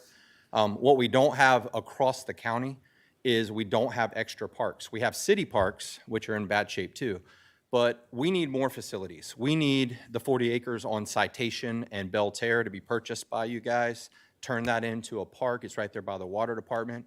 That's $1 million for that 40 acres. It can be purchased and turned into a Palm Coast, Flagler County sports complex. If you look online at what some of these other places have, and I hate to compare us, but if you compare size of city, size of our county compared to Vieira, for instance, they have a $100 million sports facility. It's amazing. Traveling around and coaching in these leagues, you get to see these different facilities with multiple concession stands, bleachers, parking, bathrooms. We have none of that at Wadsworth. We do have new bathrooms, which we are grateful for, because there was a long walk to go. The concessions are all the way at the other end. Parking is a nightmare.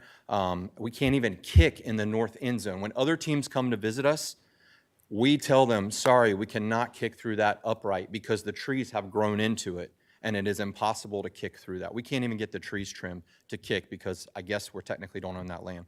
So if you wanted to know what you could do immediately, a call to action is to expand the parking situation at Wadsworth, but also identify more land. We have 7.4 million kids that are non-high schoolers playing tackle football, and flag football is the fastest growing sport in America with over 7 million kids last year. That being said, this 14 million total, that is 10 times the number of pickleball, and we put a lot of money towards pickleball. We want to turn that around and put some money. That was a phenomenal video you guys did right before we started this community outreach, showing the kids. These are the kids. These are who are gonna be in these seats in the future. We want to have this right now for them, not 20 years from now, because a lot of these guys were having this conversation 15, 20 years ago, and we're just not there. So those empty parcels of land, we'd love to get 30, 40 acres, turn it into a Flagler complex. Thank you. Thank you.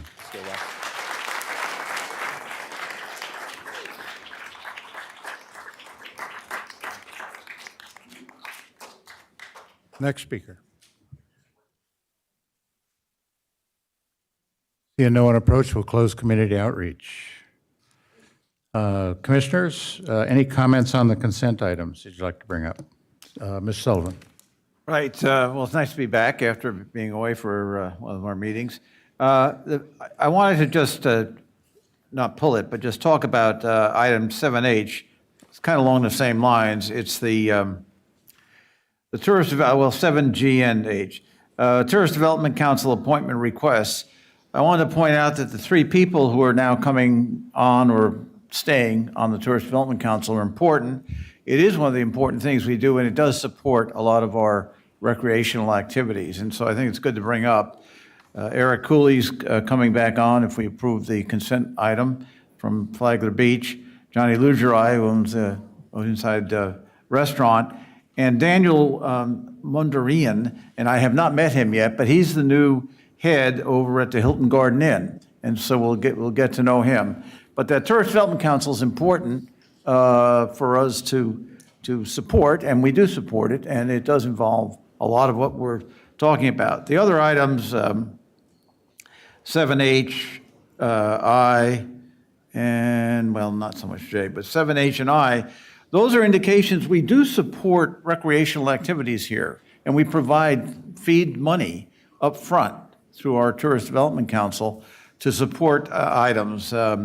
So we need to maybe just get better coordinated. But the way the tourist development money works is it works based on bed nights. The people, if you have an activity, such as if you look at 7I, $6,500, I think that's the NCAA golf tournament or something like that. But it brings in a lot of people to the community for that.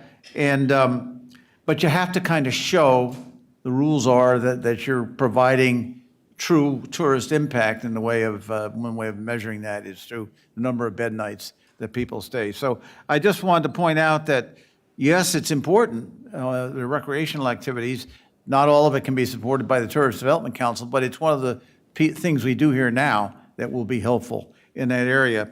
And the other item I just wanted to mention, I was not here last time, the item 7L, I'm not going to pull it, but consideration, well, I might pull it. Consideration to project recommendations and ranking of the FDOT Transportation Alternative Priorities for fiscal years 24. That was discussed, I believe, at the last meeting, and maybe we want to have that presented as to what, if there are some changes to what Well, we we presented. pulled it last meeting and brought it up, moved it to this meeting. Okay, so maybe we should pull it again then, but that'll be up to you guys. Mr. Dance. Sure. I just wanted to briefly talk on 7B, which was the additional DOT funding for the airport. Apparently, there was some confusion about this item being additional funding for the hangars, and as Roy Seeger explained to me, it's just the phasing of the numbers to DOT is contributing the same amount as before. It's just that they've phased the funding, and this is a second phase of the same funding. Ms. Pennington. None. Mr. O'Brien?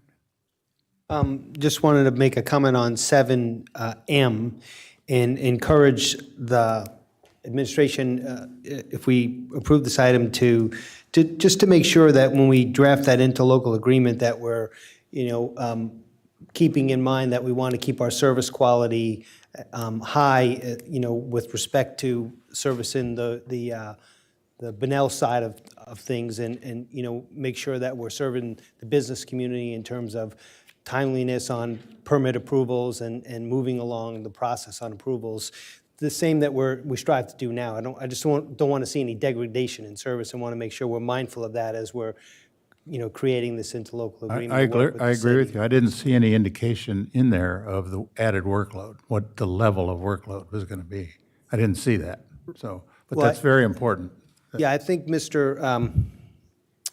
Mr. Salinas explained that there's in draft now. It's not ready for us to look at, Right. But that stuff, I guess, will be kept. I just want to make sure it's kept in mind. Yep. So Thank you. that's all I had. Thank you, Mr. Chair. Commissioners, now, is there anything you would like to pull? Mr. Sullivan?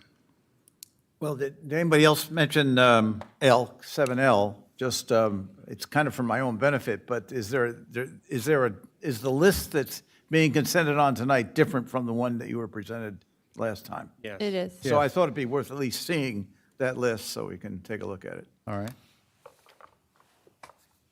Mr. Dance, I concur. Same. Ms. Pennington, Same. Mr. O'Brien, I have nothing else, sir. and I have nothing. Also, I'll entertain a motion to approve the consent agenda with the exception of 7L. Motion to approve consent.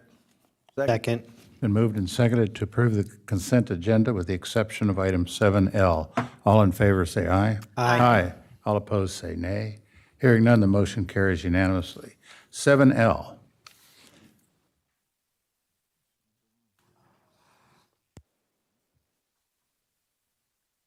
I think I've got the list.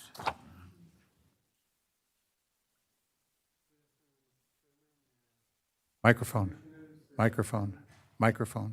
There you go. Good afternoon, Mr. Chairman, Commissioners. Hamid Tabassian, Assistant County Engineer.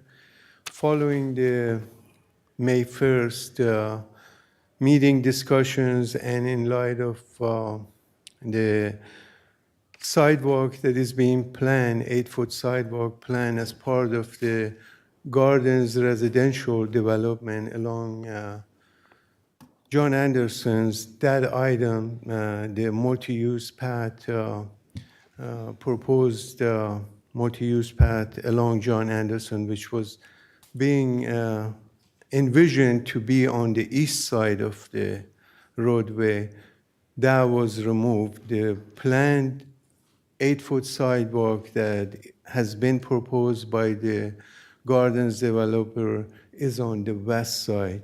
And in light of that, that item was taken out of the priority list, but that is, at your discretion and your direction, that can be added. Commissioners, any comments on this? Go ahead. I met with Faith on the other item I had on there and discussed this as well. And I think that they wanted to look and revisit it because the Gardens has to put a sidewalk. It was, on the west side, I believe. I wasn't here for that when that was just, so they want to take a look at it again and see what type of bike path they should really add, given that there's already one existing there, and then they're going to have a sidewalk added to the west side of it. Is it really a necessity, and priority-wise, should it be on our 5-year list? No, I agree. I So thought that's why should it be was removed Yeah, for the time removed, being yeah. for them to Still determine. let them work it out. Yeah. Mr. Dance, you look Well, I like would you say want- just removing it, or moving it down to the bottom would accomplish the same thing as removing it without, none of these are funded. So the fact, though, is that John Anderson is the only part of the pass system that is close enough to the Sun Trail that we can actually get Sun Trail grant funding for through FDOT. I had discussions with Stephen Harris at the River to Sea TPO, had him look over our alternative funding list. And the John Anderson corridor falls within, due to its proximity of the existing Sun Trail, which is along A1A, that this is eligible for funding through DOT if we go to pursue it on the next grant cycle. So I think taking it off is premature. It's not going to happen. None of them are because of funding issues, but it keeps them on the watch list for DOT. And I think taking it off would be premature in that regard. Well, the developer's going to put one in. Not the entire length of John Anderson. I think when talking with Faith, there is a bike path, correct? There's a roadside bike path, but that's only one part of a multimodal system. It's pedestrian and bike is part of what makes the connected trail system and offers alternative mobility for different people, depending on. Where was that path going to end? It goes, if I'm not mistaken, the proposal was from the county line north to 100. Yes, sir. There's a small segment existing on the north end at State Road 100, just a very short segment of sidewalk. And the plan was to extend that south to the county line. Right, so the Gardens isn't going to build the entire sidewalk system. No, sir. That's Just a portion of approximately it. about 1.5 mile, and from 100 to the county line is about 4 miles. So eventually would need to be augmented, and that was what was envisioned, that let's see what the developer does, and then we can, add that as a future project. But as you see it today on the list, that was taken out, but My recommendation would to keep it, move it to the bottom, but keep it on there so it's on the forethought of county staff as we pursue these grants. I mean, everybody deserves, living on John Anderson deserves a chance to be able to have access to a public right-of-way, to be able to move about. That's what the public right-of-ways are for, to be able to eventually access the commercial corridor on the north without having to get on a busy highway. Anybody else? So I'll make a motion to approve the list with adding John Anderson to the bottom of the list as it was before. Not having, I'll second that, just so we can have a vote on it.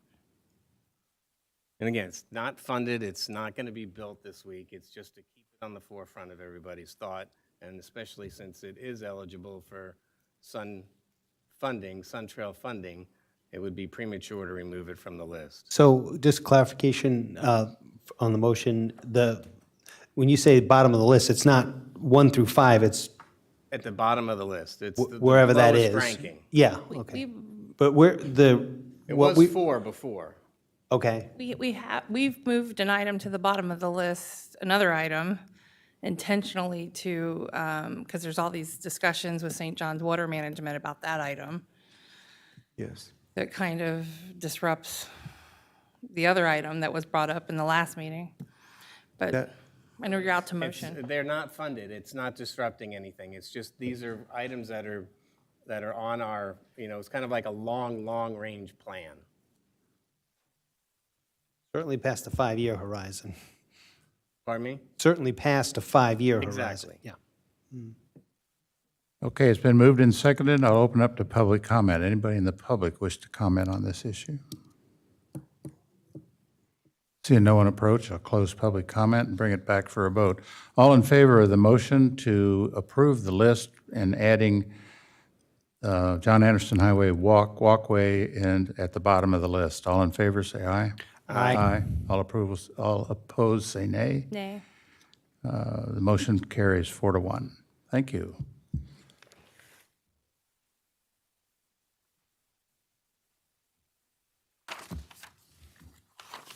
We'll move to general business. The first item is the interlocal agreement with the City of Bunnell to provide solid waste collection and disposal services to certain city residents. Mike Dixon, I know Mike had been feeling under the weather Okay. recently, so I'm not sure if he's going to be joining us tonight. This item actually came up with some of the recent annexation pieces within the city of Bunnell.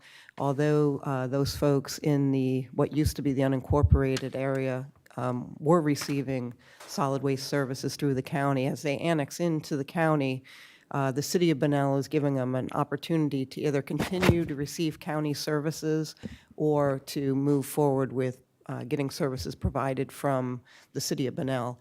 Some of these areas present challenges because as Waste Pro, which is our solid waste provider, many times they're passing areas to pick up trash, foregoing these other ones, and most times they don't realize where those homes are. So if the provider sees a can out there, they're going to pick up the trash. So this item is actually an interlocal that we're looking to establish with the city of Bunnell. We're going to identify what those parcels are so that we can then put them on the assessment roll. Because that's something that we need to have in place in order for us to be able to levy that non-ad valorem assessment. It's a requirement. right, and we need a list so they know who to pick up. Correct, and that's Also, yeah. something that we're going to work on annually with the city of Flagler city of Bunnell and the tax collector to identify, and that's something that we'll just update annually at the time of putting together that tax roll. Mr. Chairman? Yes. There was a list in that item. It looked like about maybe a little under 50 locations. Most of them look like individual homes.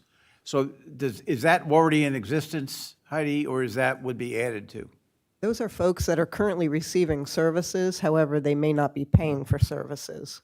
So it's doing a cleanup. Right now, we're having to manually bill, but what we're trying to do is move it over to the tax roll, just like we do everybody else. Okay, so that list is what we have right now. Maybe it'll get bigger, or whatever. Correct. Right. Okay. Anything else? I make a motion to approve item 8A, interlocal agreement with the city of Bunnell to provide solid waste collection and disposal services. Second. Been moved and seconded to approve the interlocal agreement with the city of Bunnell. We'll open up to public comment. Anybody in the public wish to discuss this? Seeing no one approach, I'll bring it back to the commission. All in favor, say aye. Aye. Aye. All opposed, say nay. Hearing none, the motion passes. Item 8B, perpetual easement agreement between Flagler County and the Hammock Dunes Owners Association Incorporated for beach restoration and maintenance. This is one we continued from the last meeting, and I have it on pretty good authority that we have an agreement with everybody. I'm not sure if there's a presentation on this. Mr. Adid? You're correct. We have satisfactorily resolved our differences. At the last meeting, pardon me, at the last meeting, I pointed out there were some design specifications that were problematic for various reasons, and also some particular areas of legislative discretion that I felt needed to be preserved to the Board of County Commissioners. I made those changes, and they are accepted by the Hammock Dunes Owners Association.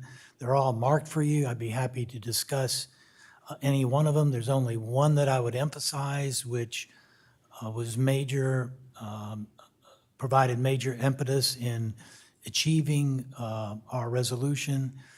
And that is, given the length of the document and its complexity and its incorporation of a lot of data, either by reference or actually inclusion of it in the very lengthy exhibits, it created a number of issues about the meaning of all those different documents and how they could apply.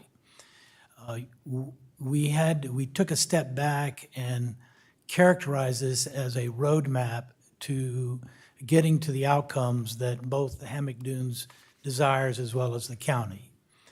And so I included a provision in there so that all of this historical data reference, current data reference, would not be binding on us, that is the county, in terms of the designs that we would come up with to redress the problems. And they agreed with that, reducing the need substantially of having to go through piecemeal for each of the items that were incorporated by reference. Yeah, I thought I'm really proud of the document that the two groups have put together. I think it really, it's something we can use, and it can be amended in the future. Commissioners, do you have any questions about this document? No, I wasn't here for the last meeting, but I have looked into it, had meetings, and I'm glad. I'm glad we've come to some kind of agreement. I'm still a little confused on what public purpose facility means, but I think I understand. Mr. Sullivan, we actually removed that term. I know. It's gone. Right. So, Andy. Thank you. Ms. Petito or Mr. D, can you, one of the items of discussion was about the fiscal impact of the agreement. There was some discussion about staff, and that wasn't part of the agenda topic, or item, but can you talk, I know you were still looking into that. Is there clarification on that? I had, my original conversation was with some of our engineering staff with regard to what that impact would be. This wasn't shared with them prior to publishing, so unfortunately I didn't have that at the time that we published it, but I since have reached out to that staff member who has taken a look at the latest easement, and they did say that it appears that they have taken care of the things that were of concern to that individual. with regard to staff time, but one thing that they did suggest was to add the word approximately before the 6 cubic yards of sand placement. They just asked for that one word to be added there, approximately.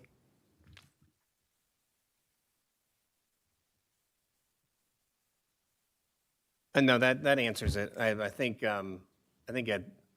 if anything pops up in the meantime, we can address it during the funding plan and the other issues. So I think we're okay. But thank you for checking on that. Ms. Pennigan. Also, Commissioner, that issue was brought up, and the document was changed to read on average, 6 cubic yards on average. Okay.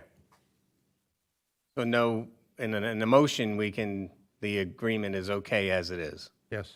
That's correct, sir. Okay, thank you. Ms. Pennington? I have no comment. Mr. O'Brien?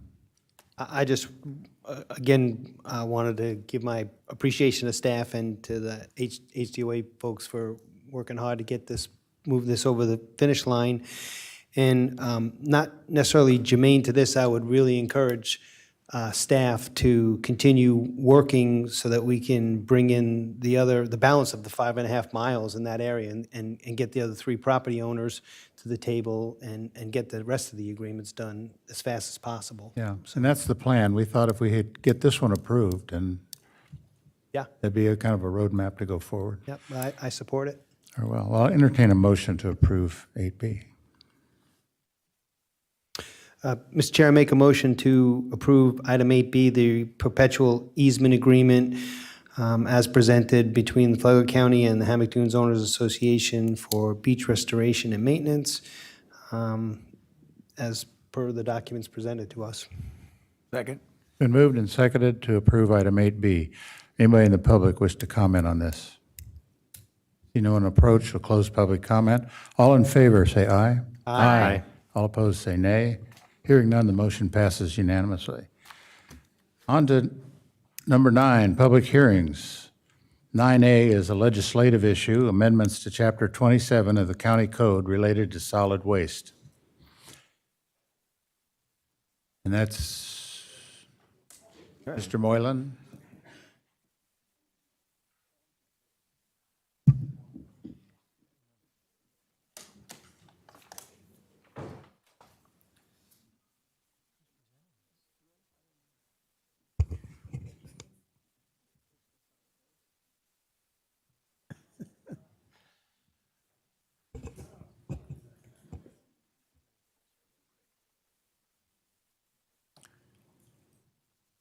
Robin, you didn't like the front row?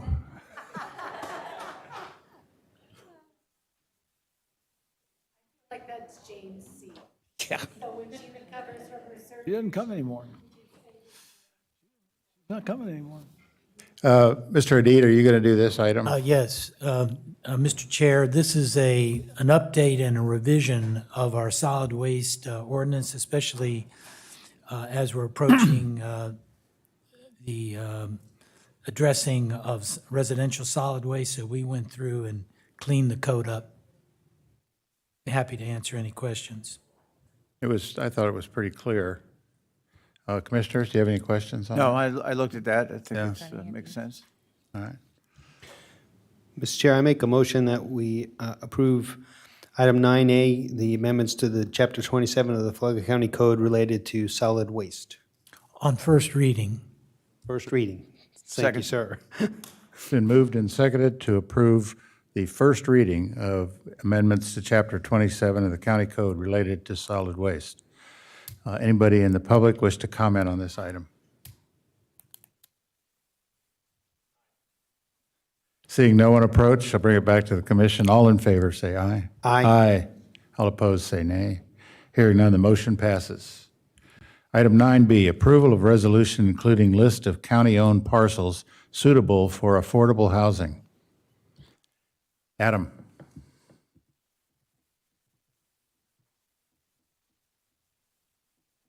Evening, Chair, Commissioners. Adam Mangle, Growth Management Director. We prepared this list consistent with Florida statutory requirements. And so this also matches up with the Live Local Act. And so some of those timeframes that were there some of the reporting requirements. We're wanting to get ahead of a little bit of that. And this particular item, we've had the informal list before. This formalizes where we had been over the years. If you'll recall, and I think I wrote this up, our history had an initial review, and the board at the time had determined that there were no parcels that were appropriate for affordable housing. Came back again, I believe, at a subsequent meeting. This dates back to 2007, 2009, in that time frame. Again, the board determined that there were no suitable parcels. And then afterwards, it was done at the staff level. We provided it through the county administrator, an update periodically that reflected there were no parcels. I will state on the record that of the ones that are in Daytona North, as a planner, I have some reservations about those being used for affordable housing purposes because there's challenges with them. You have to me, it's a barrier to some, installation of a well and septic tank. That's a fairly high cost item. You also have the distance that's there from employment centers, from services, from education opportunities that you would have if you were in a more urban area. And so from my standpoint, calling these available for affordable housing, I don't know if I'd necessarily say that with the certainty that a planner would. I'd rather see infill happening with that. Yes, sir. There's still no roads there. I mean, you can't get there. Unless you go up through St. Johns County and come back, right? Unless Well, that's I'm sorry, I changed. misspoke. Daytona North. I did say Flagler Estates. And so that had come up also, but I'm sorry. Daytona North had come up. Actually, and I am thinking that because we're going to be coming back with that maybe soon as well, because we certainly have pressure there. I apologize for the confusion. Daytona North, the ones that are there, being problematic because of their distance from the county itself, from the areas, more urban areas. The two parcels in Lincoln Heights have some issues with those, and those very directly have a lack of access presently. There are paper streets that are there. There are not roads that are constructed within those streets. Those would have potentially the benefit of City of Bunnell utilities. We have not coordinated with those two parcels with the city, though, on how those would develop, what would be required for those to develop. We did have a discussion just a few minutes ago about the parcel on Mango that we identified in Daytona North. And it's my understanding that that may still be used by the Road and Bridge Department. If you saw if you're familiar with the property, the county parcel that we have, that's a service area that we have in the Daytona North Service District, where we use I think it's 4 or 6 lots to the south. That's where we have we keep our materials there for road maintenance. We use that as a staging area. And the Mango lot to the north, while it appears that, at least to me when I did the review, it wasn't needed, it now is being described as being an access for the canal that's on the north side of Mango. And you can see through the path that's there that is something that is utilized. So with that bit of a preamble as a staff review of this item, I would ask that you remove Mango, at least at this time, and we'll then evaluate it perhaps in the future, but it's my understanding, at least for access purposes, it's being used by Road and Bridge to access the canal to the north for maintenance purposes. Unless I missed it, I didn't see any indication of how big what the size was of those parcels. Were they all single-family home lots? They are. The ones with the exception of the ones in Lincoln Heights. Lincoln Heights are described as multiple lots within those two parcels that we have, but they are small lots of record that are there within the City of Bunnell's zoning and land use.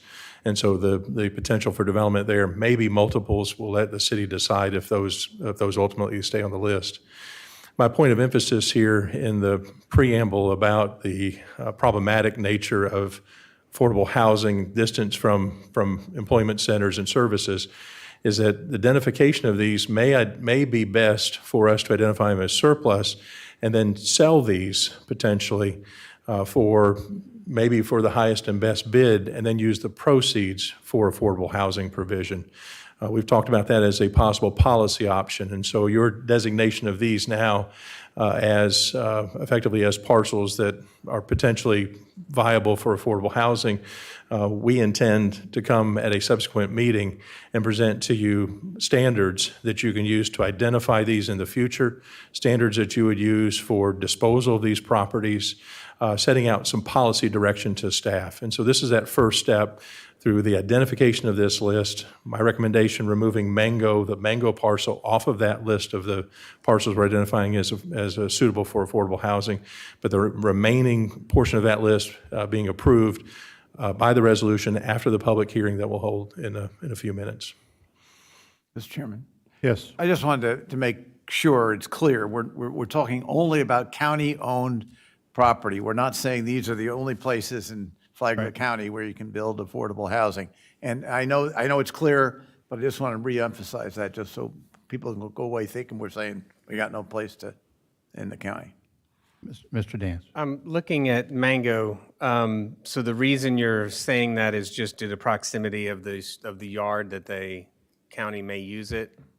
It's my understanding that the county uses it as a pass-through from the yard to the south to the canal to the north. And so that it enables county workers to be able to access the canal that along the north border of Mango. For maintenance? For maintenance purposes, yes, sir. Okay.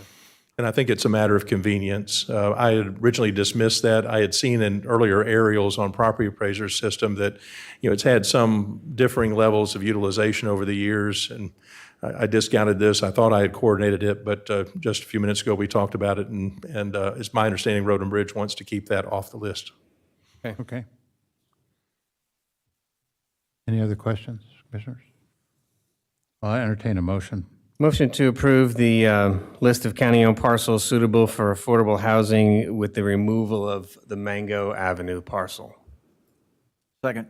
Been moved and seconded to approve item 9B. I'll open it up to public comment. Anybody in the public wish to comment on this item?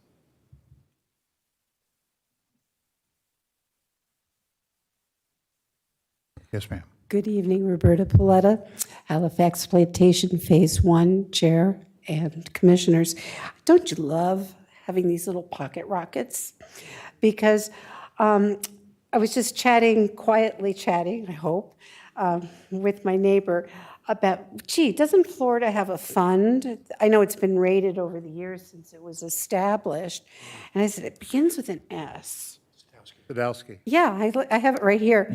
And so after years of being swept out and transferred into the general fund, and I'm sure many of you know the history of it, right now there's, as of a year ago, there was $362 million in there. And so I guess my question is to the government is there anybody on staff actively seeking grant or doing grant writing to seek funding? Because there is a crying need. I mean, obviously, I think we would all agree on that. So that's my question. Thank you. Next speaker. Yeah, no one else approached. I'll bring it back to the commission. All in favor of approving 9B with the exception of the Mango parcel, say aye. Aye. Aye. Aye. All opposed, say nay. Hearing none, the motion passes. Robin, we use that fund a lot. We're using it. We're using it. Yep. Right? Yeah. Yep. We use it a lot. Come to an AHAC meeting. Yeah, we do that. Come to the Affordable Housing Committee. Yeah, we've taken homes, put new roofs on, we've put new windows in homes, we've done all kinds of things with that money. It's good. It's good money. Okay. Item 9C, also legislative, application 3330, future land use map amendment from commercial high-intensity industrial to residential high density for a 28.32 plus or minus acre parcel located south of State Road 100 East. Adam. Chairman. So this has the mix of having a portion being commercial high intensity, 6.52 acres at its northern portion, and then 21.80 acres towards the south. that's proposed for this particular land use amendment. So you can see we fashioned this graphic because the Ag and Timberlands was still showing up online. So if you're looking on Property Appraiser, we've still had a hole in our GIS, but you can see the rough line here with the industrial and the commercial, this abutting the airport property itself. And then here's how that zoning looks on the subject parcel. And if you recall, to the east side is the BJ's portion, roughly dividing these lands in half. So you would have that east half with the BJ's Wholesale Club, its out parcels, and then this is that west half.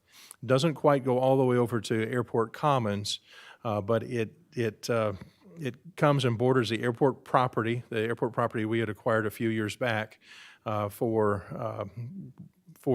set-aside area, wetland purposes, some drainage that we had that's there. So it's going to abut that to the west side, and then comes up at its far northwest corner to the Airport Commons 2 project. And then eventually there will be, if this is successful, there will be out parcels along the commercial frontage here. This land use amendment is specific to change that rear portion for multifamily. The flood zone here, not an issue, zone X.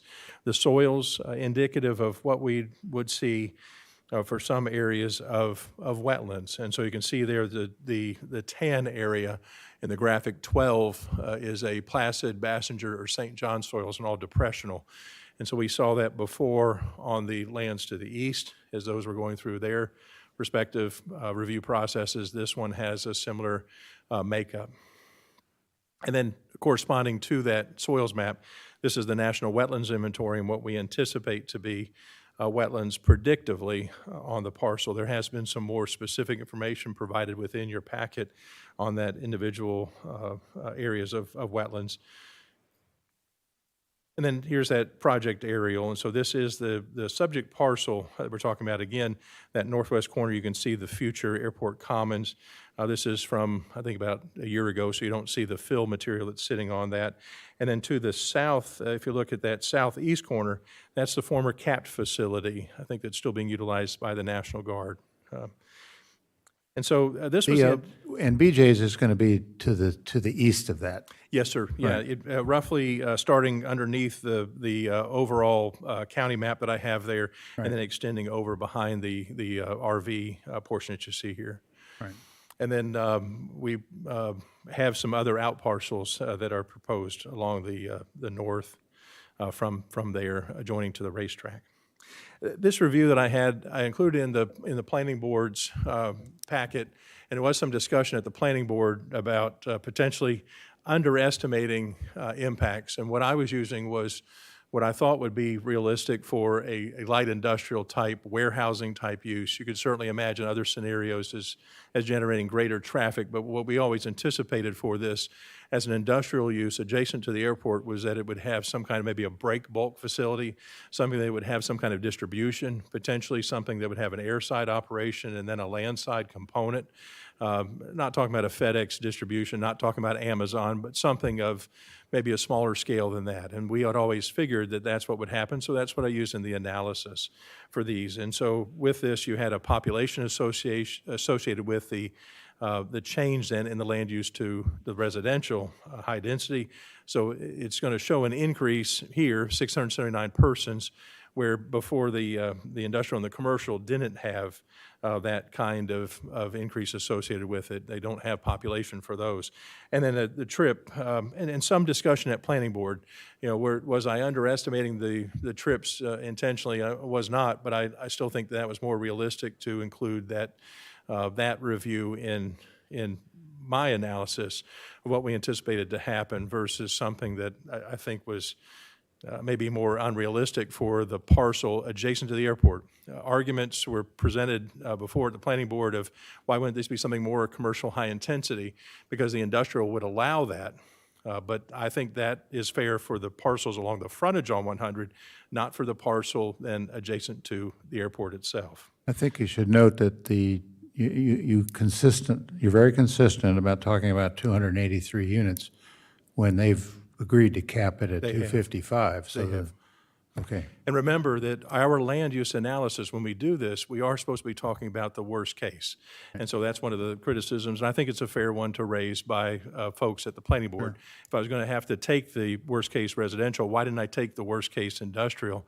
And I was trying to put a balance together is really all I was trying to get at. So, but this, again, showing an increase, as you would expect, in water, in sewer, just because of the nature of this going to a high-density residential type development.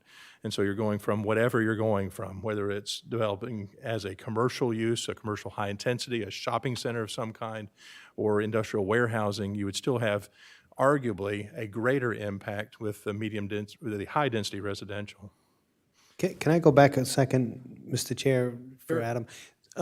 Going back to the trips discussion, your estimation there is assuming that the front half would be commercial with access along State Road 100, and behind it some sort of industrial type facility? Consistent with the zoning, yes, sir. The present zoning. The present zoning. Okay. And so then we had the solid waste, and again, some criticism had been raised, and my limited knowledge, and I had put in maybe a low number here for solid waste generation, but assuming that, and if you know that industry now, there's a lot of recycling that's happening with that. So they're break bulk operations, they're recycling their cardboard, they're having recycled pallets, you're really, all you're talking about here generating as far as your waste is that which is associated with your employees, your break rooms, your restrooms. Everything else is recycled and kept from the waste stream. And so that's why you have an extremely low number here. Again, for estimation purposes, I think still the argument is a fair one that whatever that number is, it's a greater number because of the residential potential, the full population potential that would be in a medium density, high density residential at the 283 potential units. And then Parks and Recreation then generating the same, based on the population, you'd have a demand that would be tied to that. Educational facilities ends up only generating 15 students, and that's with the multiplier that we have applied across the 283 units, that you have the generation rate there at the bottom, but the yield then and the demand is 15 students for this project. So what this would look like, current at the top, the land use map, and then the future would change then to that brown color, the high-density residential. And so this is that summary slide that I've typically present. So there is that parcel-specific limiting policy that's coming into play. This has that effect of replacing the non-residential uses with the multifamily up to the 10 units per acre. The analysis with the 283, but they have submitted then the 255 unit cap in parcel specific limiting policy, a limiting text policy that's here. Overall impact less with the amendment and rezoning. I think potentially you could make that argument, and certainly the applicant's going to state that. And then the land use amendment prerequisite is the prerequisite for the rezoning. And so, yes, sir. In the TRC, our legal team said that we can't approve this because it goes against the comp plan. Why? They said, Mr. Moylan said, you cannot approve this the way it is because unless you change the comp plan. That's pretty significant, I thought. I don't remember that being part of the comments on this one. Yeah, it's in his write-up. It's the part that says the comp plan requires the county to coordinate with landowners surrounding the airport to change to the FLUM designations for those lands from residential to industrial or commercial. Policy 8.2.7.2. So, and based on that, he was stating that the county cannot approve any land use changes that contradict the comp plan. But the applicant responded in the TRC memo, so it's part of their response is part of that. And planning board, when we had the planning board meeting, that did not specifically come up. You did have the recommendation from planning board for denial on this as the first application in the two cycle applications, the land use first, the rezoning. And there was some discussion of noise, and I was going to hold off on discussing that until we got to the rezoning. But what the ultimate motion was by the Planning and Development Board was that they felt that this wasn't appropriate. It wasn't an appropriate change to make because the land use that was in place was in fact suitable for what you would expect, what they wanted to have happen in effectively in the comprehensive plan, in that land use plan that you have. And then likewise then for the rezoning, a similar recommendation that came forward for denial. This is the text from the text amendment. This was included within your packet in the draft ordinance that went to the planning board in your ordinance, and there were no changes to this. This was something that we talked about with the applicant. The applicant had come up with this text, and this has a restriction then, and particularly talking about the noise, has the notation there, residential development shall be multifamily designed to ensure that safety standards pertaining to height, noise, and safe navigation have been followed. And you have the restriction then nothing within 100 feet of that boundary line with the Flagler Executive Airport, buffers that will be used, and the 255 unit cap. Planning Board, I believe, did have this, I think, as part of their packet. I think we had this, or at least we had this discussion on this, and still had the recommendation for denial. So the three options that we're offering to the Board of County Commissioners is approval of the amendment, finding that it is consistent with the Flagler County Comprehensive Plan. You can deny this request, and the denial then will effectively make the next application moot because you would not have the land use change in place that would allow the rezoning to proceed. And the third option would be to continue this to a time and date certain. We'll do notice. We'll bring it back to you for something that either we or the applicant have not provided to you to be able to decide on this request. With that, I'll close, await any questions or comments, submit my report for the record. Thank you, Mr. Chairman. Commissioners, any questions? Mr. O'Brien? I just wanted to continue to hear the rest of the presentation. Okay. So at this time, I don't have any other questions. Ms. Payne? Nothing. I just, Sullivan? yeah, just, it's an interesting, we've got some private property issues here going on, and I just want to make sure that the planning board didn't say you couldn't do this, or they were saying they thought it was not the thing to do right now. Is that basically what they said? I think that's it. I think that there was a compatibility issue that I took it as being raised, and that's not uncommon with the land use items that we have, and I think it was just more of at this time, and I don't think that's a hard and fast prohibition. Certainly, you're able to do whatever you feel is appropriate, and that's. And one thing we're going to face in the future, I think, is that people are really against sprawl these days. So at some point, the only way to avoid sprawl is to go up. And this would be an example of that. It's in a commercial area anyway. So putting an apartment house there, to me, is not that big a deal as long as it's safe. So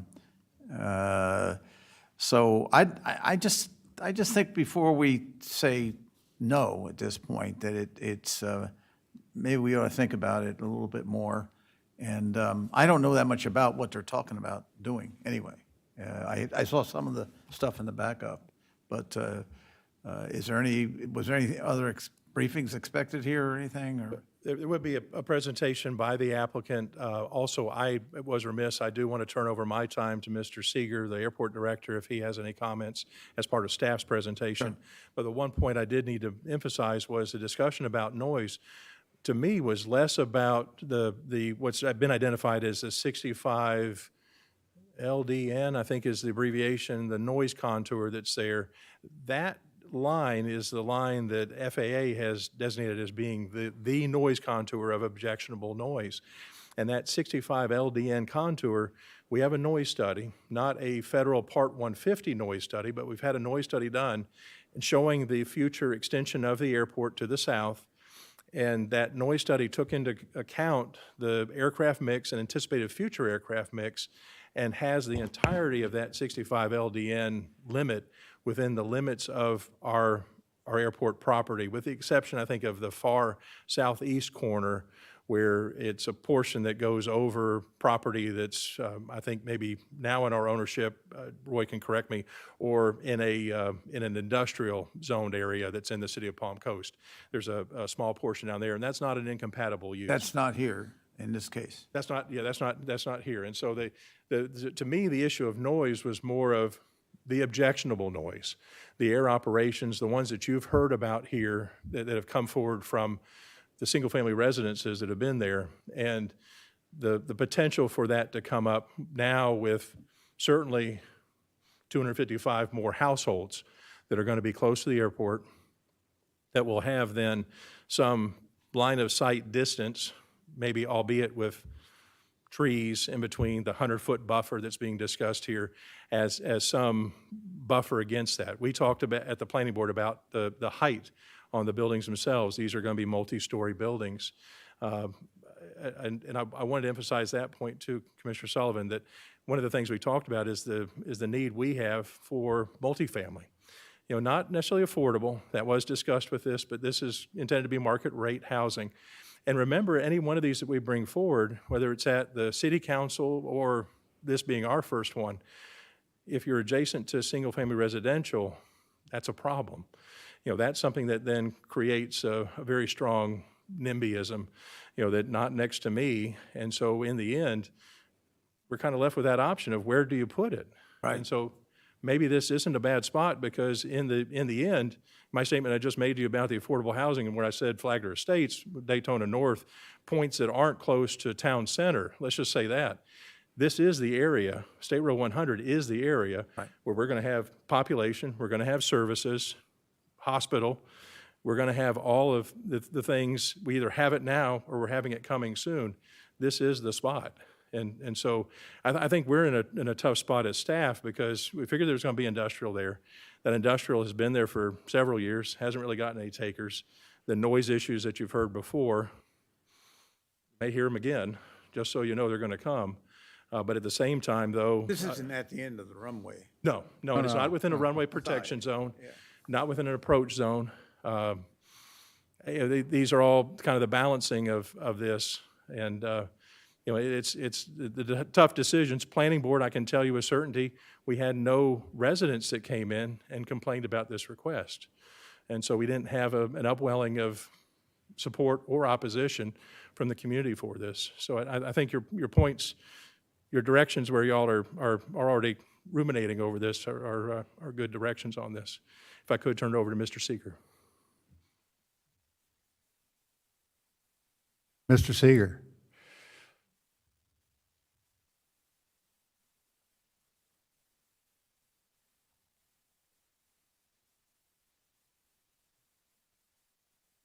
Good evening, Mr. Chairman, Commissioners. My name is Roy Seegert, Airport Director.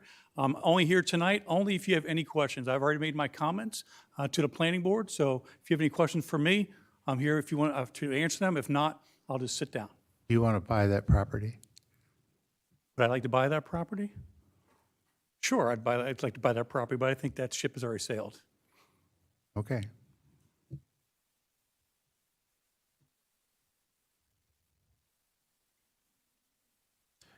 Is there a presentation by the applicant?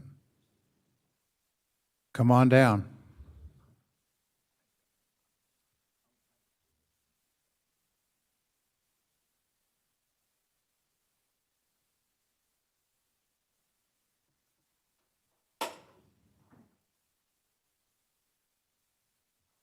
Good evening.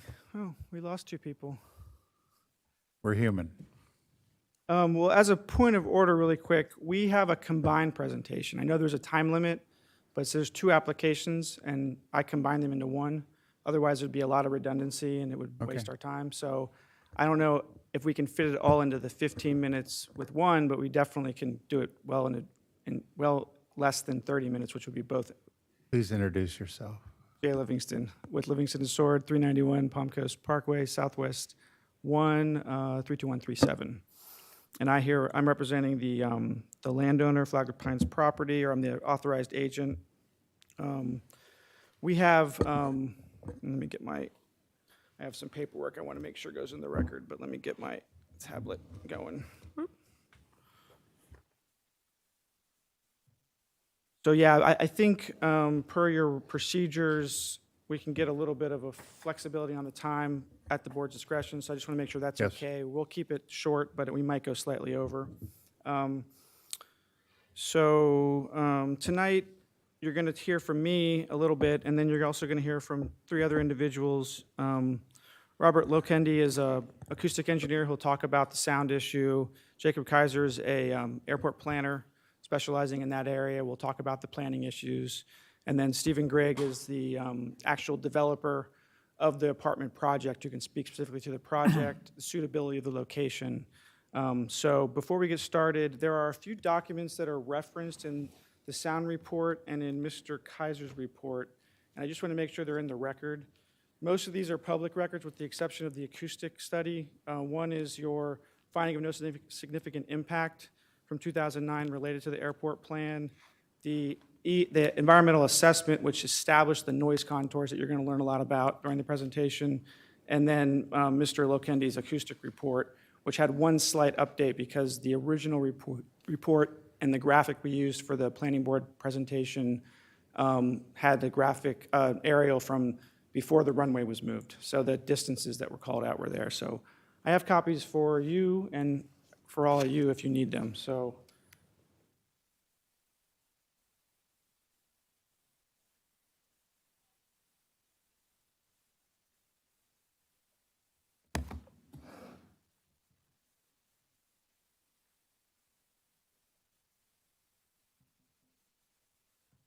Thank you.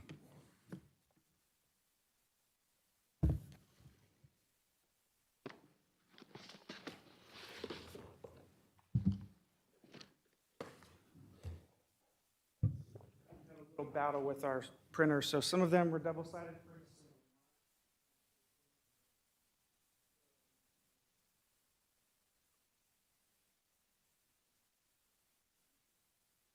Okay, so before we get into the PowerPoint presentation, there's a couple of just things I want to clarify from your discussion with Mr. Mengel. You'll see in our presentation, we have a table from our traffic study that was submitted with the application, and it is night and day what you saw Mr. Mengel present. Our position is that the highest and best use for this property has already essentially been established, which is the property next door. BJ's has exactly the same land use and zoning as this property. The reason that is the case is even though it's split, commercial and industrial, your industrial zoning district, which is the only zoning district that's permitted within the industrial land use classification under the FLU map, is a very odd zoning district in the sense that it's not really an industrial zoning district. It allows industrial uses, but it also allows any office, commercial, or related use or structure. That's from section 30318, subsection B of your land development code. So it's essentially a zoning district that allows everything but residential. BJ's is a clear example of a highest and best use of a property in terms of high intensity, and the traffic generation from that type of a development is drastically different than a industrial warehouse, which may not generate as many trips, but will push a lot of truck traffic onto the roadway in an already congested area, which I don't think that's necessarily a good planning concept. So just food for thought in terms of the different types of uses that might end up there and a comparison of our analysis with Mr. Mengel's analysis. Just to hit the TRC comments, there were several comments related to the comp plan in the first letter that we received. I wrote a memo in response to that. When we got the final letter from staff, all of our comments were accepted except for the comments from the airport director were restated. So all the issues that were raised by Mr. Moylan were addressed both in terms of me referencing other sections of the comp plan, because it's not a mandate to rezone, it was appropriate rezonings is in the policy that Mr. Dance referenced. And there's other policies that support this type of use, as well as your economic development plan in terms of the need for multifamily housing, because it's a necessary component to economic development. So all of those comments were accepted. There was no comments in our final TRC letter except for the airport director's comments that were essentially restatements from the original letter. And finally, just as a point about sprawl, This is a perfect example of good infill development planning. It's not an appropriate place for single-family houses, but it is a very appropriate place for multifamily, and there's already other examples in the immediate area as well as elsewhere where planning decisions have been made where you're putting multifamily development within commercial areas to create that mixture. Not only provides the opportunity for multifamily housing to develop in a way that doesn't create problems because of residential developments adjacent, but it also reduces trips that allows people to walk and shop. So it has a lot of net positive benefits to place a residential project in an area like this. So with that, we'll get into the project. So we are going to do both applications as noted on the PowerPoint. This is a little graphic of the property. We're actually not changing the land use on the entire piece. All the analysis that Mr. Mangle did and all the analysis that we'll be presenting is tied to the back piece we propose to change to residential, high-density residential on the flume map, and then a R3B, which is a high-density multifamily zoning district that would allow an apartment project. So this is what it currently looks like on the map. The red is the commercial high-intensity, and the purple is the industrial. As you can see, BJ's has the same exact zoning and land use. This is what we propose to change it to. So we would keep the commercial. You'll see a later slide for the rezoning. We're slightly adjusting the commercial line because right now it's at a weird angle.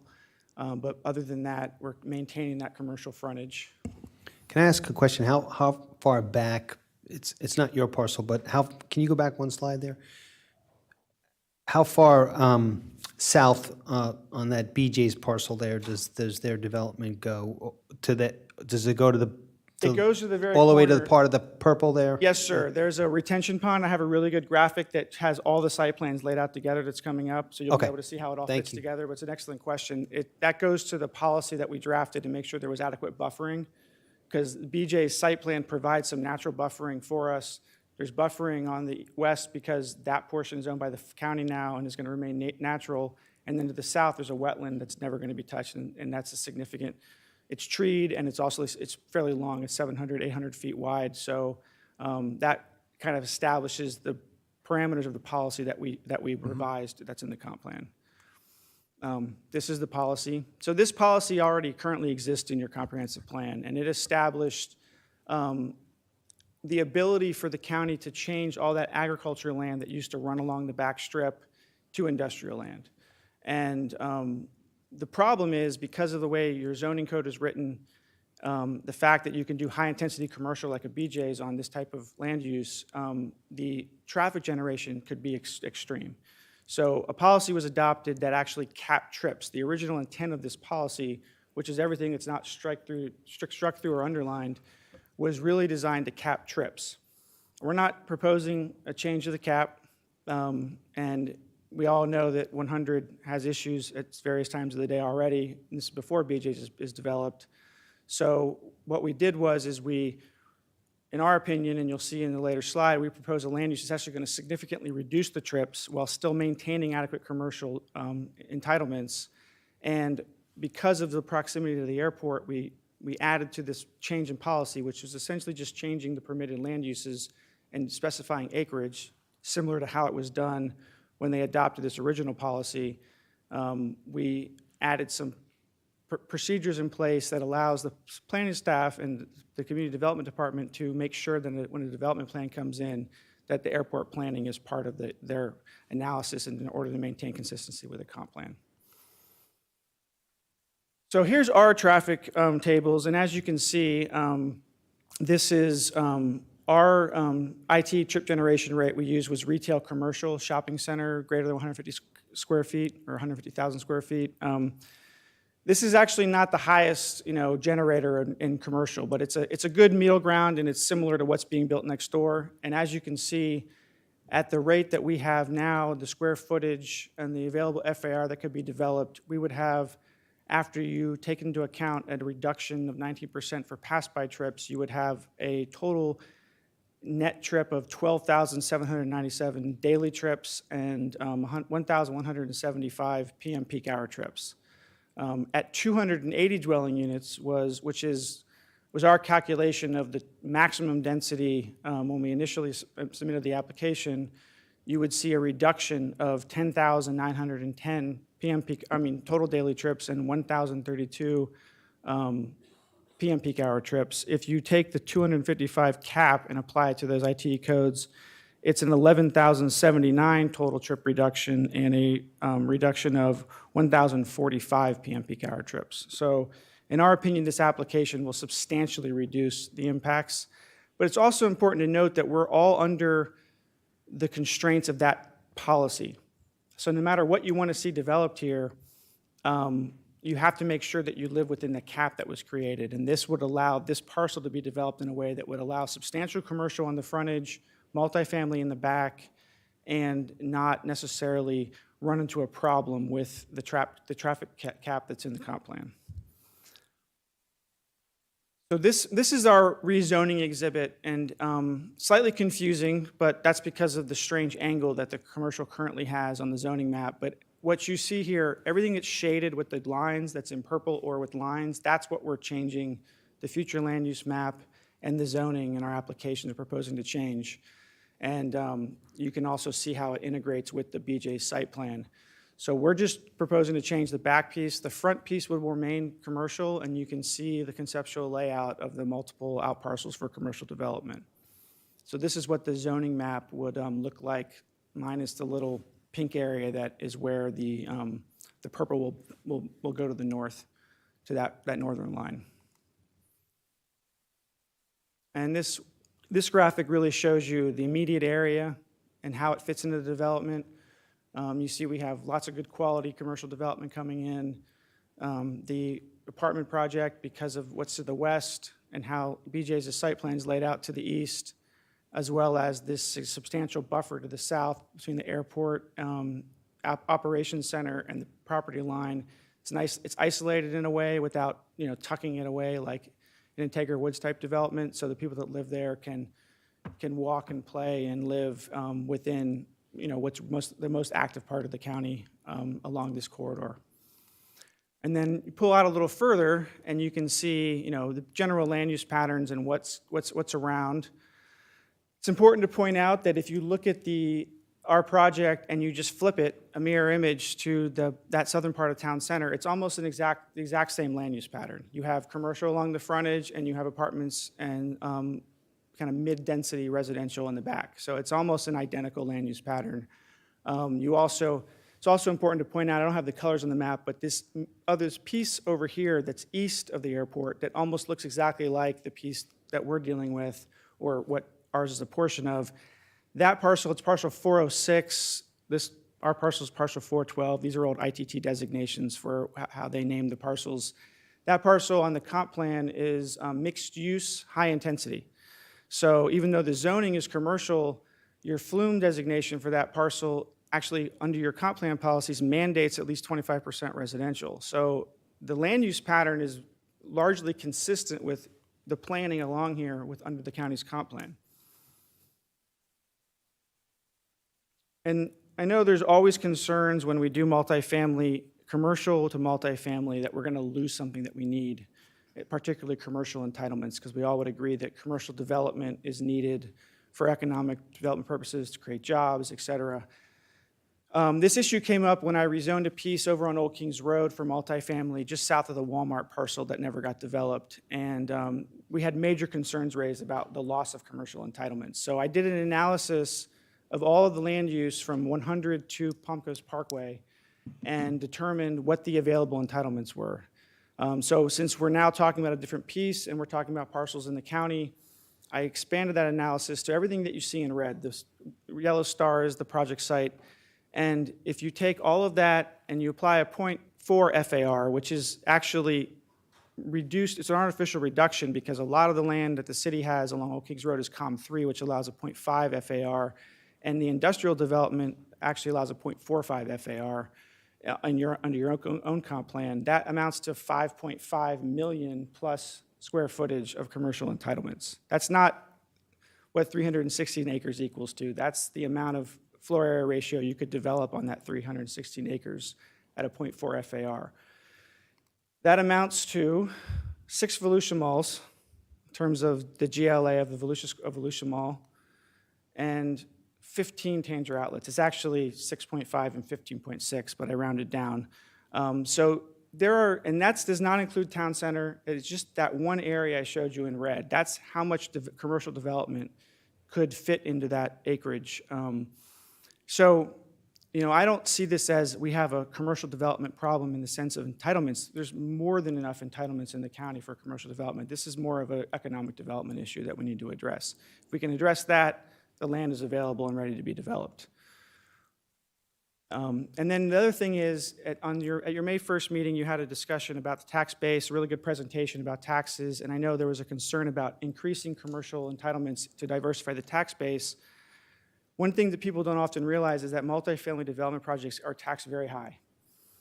So I went through and I pulled the 2000 tax records and the assessment records for 5 projects, both commercial and residential and multifamily residential. You can see the projects that they are. These are the assessments for 2022 and the amount of taxes that they paid. And you can see that the residential apartments actually pay more than $2,000 per acre more than the commercial developments. And I didn't choose low-intensity commercial developments. It's Walmart, Lowe's, Target, Publix, and then Airport Commons next door. My residential side is actually artificially deflated, just to be honest, because Beach Village, you see how that assessment is so low at 5,391. That's because it's low-income housing tax credits. So that is what causes that. So it would actually be higher if you took out the low-income housing from it. So with that, we'll move to airport compatibility, and I'll step away. I did throw this one picture up. Mr. Dance was at the planning board, and he probably remembers that there was some skepticism about the height of the trees, and also the location of the sensors that were used for our sound study. I'll let the acoustic engineer speak to the location, but we flew a drone out, and this is that stand of trees that is adjacent to the property that goes back about 700 feet. And as you can see, the tree height is about 68 feet, where the drone is probably a little higher with some of the trees. There was some debate over whether it was 50 or 40 feet, substantially higher than some of the assumptions that were made at the planning board. So with that, I'm going to turn it over to Robert Lokendi. He's going to talk about the sound study that he did. Jay, can I ask one quick? Yes, sir. Before you go, can't let you go just stating your facts without some. Yeah, absolutely. And great research on the commercial area. I mean, we don't even talk about what's out at Palm Coast Park still. I know. But when you compare the tax base, you have to say at the same time, acknowledge that the multifamily far out uses the services that commercial uses and the calls to service that the sheriff, for instance, would be using. Well, you know, I didn't bring that analysis. We also ran that analysis as well, and that actually doesn't bear out. I mean, multifamily is you have 200 houses within a small area. So if you compare it to single family in terms of the number of calls and the same number of units, it kind of evens out. Now, residential versus commercial in terms of calls, absolutely, because that's where people live. You do have commercial responses. You have emergency responses, fire responses, and police responses, but people call the cops, people call the fire department, people call for medical emergencies, and they spend a lot of their time at home. So that is true. But that being said, the assumption that residential doesn't carry its weight is in fact true when you're dealing with residential properties that can be benefiting from certain tax breaks like homestead. Multifamily doesn't get homestead. So I haven't done the economic analysis of total cost to total revenue on the multifamily, but it's higher, or if not the highest, tax generator on a per acre basis. So it's at least attempting to carry its own weight. And that can be addressed through either legislatively how the property appraiser assesses these properties by increasing its taxes, or through millage adjustments. There's all kinds of options. Plus, these developments pay substantial impact fees when they develop. So for everything, commercial pays a small set, residential pays all the impact fees. So they do carry that burden too when they develop. Carry on, sorry. No, that's okay. And we'll start the clock again. All right. Good evening. My name is Rob Lilkendy. I'm a principal consultant owner of RML Acoustics, consultants in architectural and environmental acoustics. Been practicing for a little over 27 years, and was engaged by client, Jay had mentioned to do a sound study. At the time that I was engaged, we were not aware of any other kind of noise contour modeling that had been done for the site, so decided to go out and actually take measurements and compare the results with the FAA criterion of 65 dB for residential land use compatibility, which comes from Part 150 of the Code of Federal Regulations. And the FAA identifies a land use as compatible or normally compatible if the yearly day-night sound level is 65 dB or less. We refer to that as the DNL or the LDN. It's the same thing. But the yearly day-night average sound level is a daily day-night sound level is the sum total of all sounds that occur during a 24-hour period, with a 10 dB penalty applied to those that occur between 10 p.m. and 7 a.m. with the understanding that's probably when people are most sensitive, so there's kind of a penalty for generating noise at that time, and that's averaged over a 24-hour period. So we can calculate or measure the DNL associated with the planes from an airport or from cars on a highway or trains on train tracks. So I think I have, is this one that works? Oh, right. There it is, okay. So one of the things about the DNL is it takes into account the sound level of all the planes, the number of planes that occur during a day, and the time of day that they occur. And so what we did was we went out to these two locations you can see just referred to as SW for Southwest and SE for Southeast. These were the southernmost locations on the western and easternmost portions of where the buildings would be at the facades, although in the southwest corner, those have actually moved a little farther away and kind of in a tighter grouping than at the time when we did the measurements back in November. And as you can see in this next slide, these locations are about 1,500 to 1,850 feet from the main runway that runs east-west. So at these locations, we installed noise monitors that log sound data continuously for 7 days, and they're also set up to record the sounds when they exceed a predetermined level, which we set at 57 dBA for 4 seconds. So if there's a sound that lasts for more than 4 seconds, that's over 57, it will record the sound so you can identify it later and determine whether it was a plane or not. So that's how we're able to go back in and listen to all the recordings and determine if it was a plane or a bird or something else.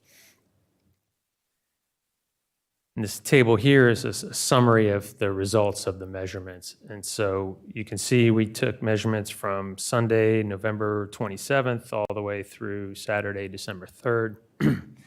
In the first two columns, you'll see at the southeast and southwest locations, those are the DNLs that were measured on site each day.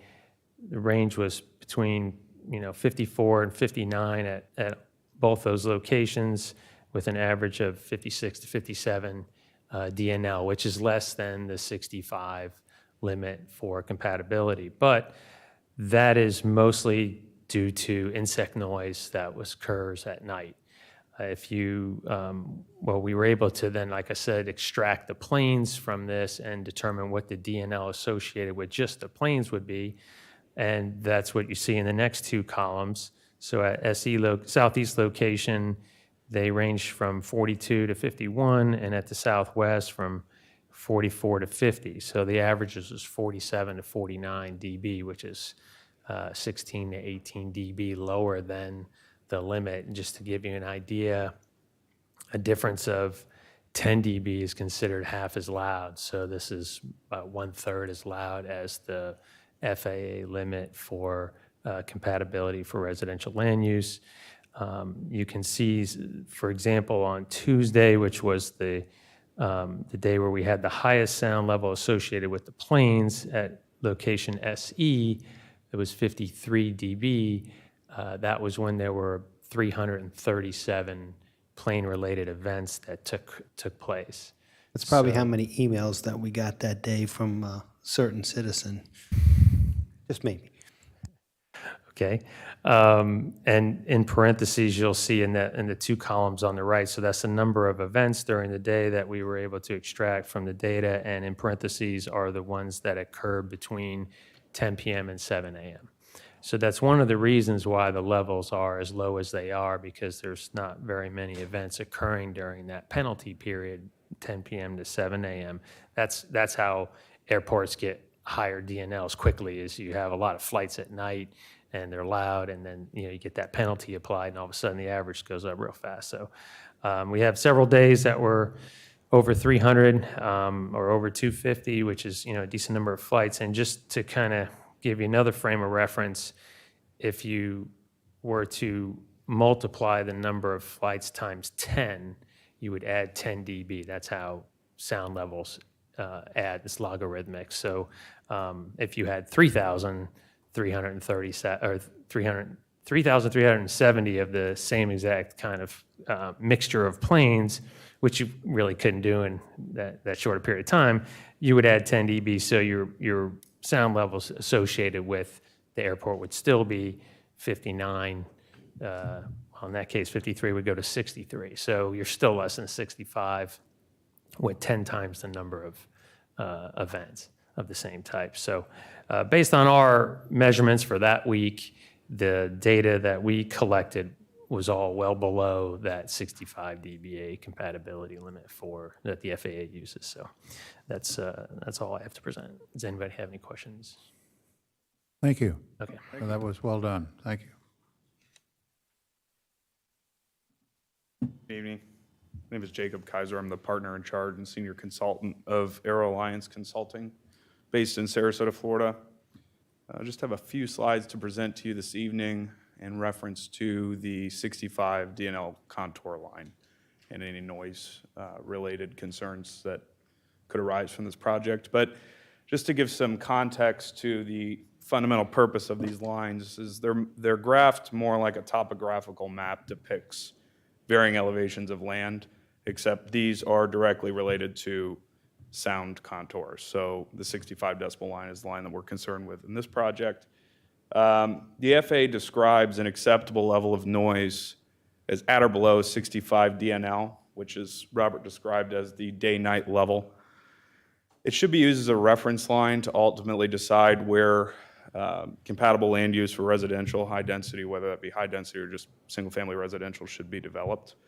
And the data that was collected as part of this project thus far, and the data we've reviewed, does support the objective of the project and promote appropriate criteria for approval.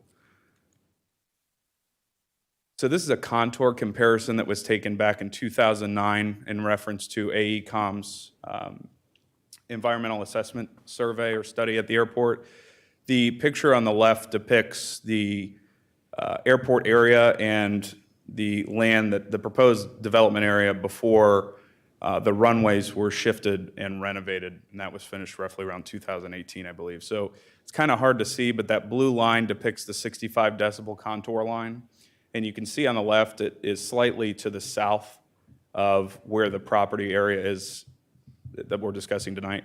And then on the right side, it shows the change in that 65, or the shift, the southerly shift of the 65 decibel contour line after the proposed change in the runway. So this is a map that we put together just kind of describing some of the arrival and departure corridors at the airport. So runway 1129 is the runway that was shifted further south that affects this specific project more. That subsequently shifted our 65 decibel contour line further south, as Robert mentioned and I mentioned in the previous slide. But one thing I want to note on this project specifically is you guys had mentioned some noise-related complaints that occur. Since this is offset from these arrival and departure corridors, and if we go back and look at the previous slide, you can see how some of those corridors kind of spur outward from the arrival and departure ends of the runway. Since we're north of these runways and we're not interfering or not underneath these arrival and departure corridors, the noise is significantly reduced. So generally where you see more or less of these complaints is where aircraft are taking off or landing at the airport. They're flying over residential, single-family homes. It's where a lot of these complaints arise in our experience.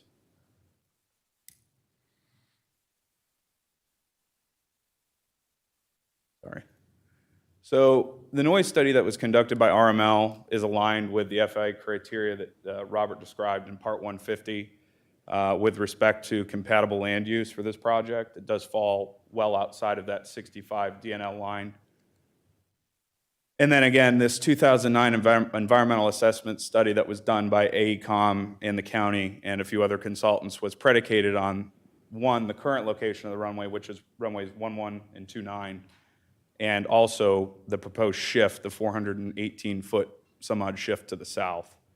And that shift was completed when that runway expansion and renovation was complete in 2018. The alteration of the runway configuration, not to say it in so many ways, but did result in a corresponding southerly shift of that 65 decibel line.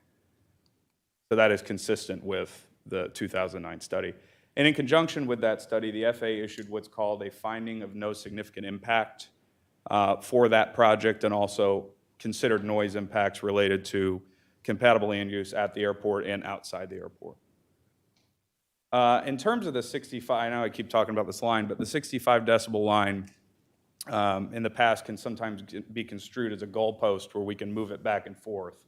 And it's important not to do that because the FAA sets very specific language in Appendix A of Part 150 with respect to these compatible land uses and with respect to what that 65 decibels of noise mean. If you're outside that line, then you are allowed to build, the FAA will allow you to build single-family, multifamily, high-density residential.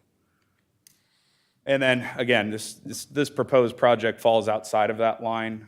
Based on Robert's study with the noise and the data we collected over the week, we do believe that the noise is not really of significant concern. So that's all I have. Thank you. Thank you. I have one quick question, Yes, sir. Mr. Chairman. Was our planning board given these same two noise briefings? We were not involved in the project at that time, but I don't know if, Jay, you want to speak to that?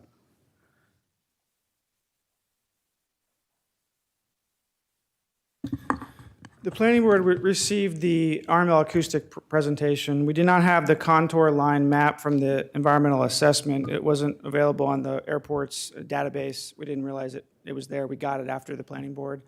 But the member of the planning board that led most of the discussion and made the motion really just took issue with the sound study. He didn't accept it. It was not accepted as really showing what the sound impacts were. He complained about the location of the monitoring instruments, that they were nested inside of trees and therefore not reflective. He completely discounted the fact that there was a 700, 800-foot swamp with trees that are 64, 67 feet high in between the project site and the airport. Those were all just brushed aside as just being not relevant.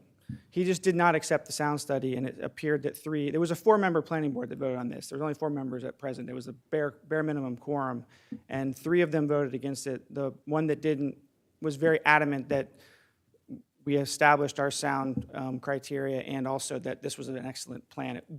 This is just good planning, I think, is a direct quote from him. So, yeah, I can't speak to why they made the decision that they did, but they were presented with it, and it was apparently just not accepted. Thank you. Come on. I'll try and be brief. I know it's been a long evening. I'm Steve Grigg. I'm president of Republic Properties Corporation. I'm a founder of the company, started about 40 years ago. I'm an architect among places in the state of Florida. Today, I'm going to go through the mixed uses and the interconnectivity of this whole zone that's developed, including BJ's, to answer some of your questions if there remains any question in your minds. Talk a little bit about the organizational principles of the residential and the way the interconnection works. Give you an outline for the program and show you the level of quality of the residential components. So if I don't mess this up. So you can see in front of you this influence area that's north of the 65 dB line, which is south of all of this. The light blue is BJ's. You can see a boulevard four-way intersection that's going to be developed. I'll go into this boulevard, but the seller of the property in BJ's is going to enhance what was a narrower road and turn it into a boulevard. And then you can see along 100 the commercial parcels, and you can see what we've done in terms of connectivity that allows people to move along 100 back along a service road. This is a green area where pedestrians can move back and forth all the way from the gas station, which is a racetrack, I guess, on the east, all the way through, and eventually can connect through. So you have this secondary circulation, and then within it, you can see some secondary circulations that allow people to move through, and we'll go through that in a second. Pardon me, Steve, the green is walkways? It's a diagram, but they are sidewalks. Sidewalks, okay. They don't necessarily run quite as straight, but you're walking at 3 miles an hour. Yes, that's correct. Sidewalks, but that's how Okay. vehicles are going to get between. Yeah, subparcels. okay. So essentially, we've expanded the common boulevard, turned it into a boulevard with trees on each side, developed an internal secondary circulation road, which is below the commercial parcels, that keeps that from having a frontage road along 100. That has a pedestrian path along the north side of it. It'll be landscaped on that side, which provides a buffer. And then essentially, you have a series of connections, both internal within the residential, for walking, riding, biking, and moving through to go shopping, that really provides a mixed-use development, which I think is one of the key ingredients of what is so important for the development of this area. There's a varied level of activities, and we've designed this, as I'll go through in a second, really trying to ease in and to the residential community into that commercial. The program for it is only 240 units. There are 8 3-story buildings. 40% of the units are 1-bedroom, 50% 2s, and 10% 3-bedrooms. It has a community center, fitness center, pool deck. I'll show you some pictures of what it will look like. And the amenities are listed there, which are the normal kind of community developments that you'd expect in a quality environment. To show you the quality of the spaces, this is a pool that's similar from one that we built, same model. There'll be outdoor recreation areas. That's a bocce, whatever they call it, court. I've never played bocce in my life. And there are 3-story buildings. That's the general character of them. They have little seating areas, and you get a feel for that. The environment includes barbecues, a community room, porch by the pool. These are pictures of the units. They're market rate units. We currently anticipate that they'll range from a $1,600 and some dollar 1-bedroom to $1,900 2-bedroom to $2,100 3-bedrooms. That's what we think the market rate is right now in Palm Coast. And in terms of the sequence as you come through, which we think is very important, as you come off of 100, you pass by this boulevard. You're always focused on water.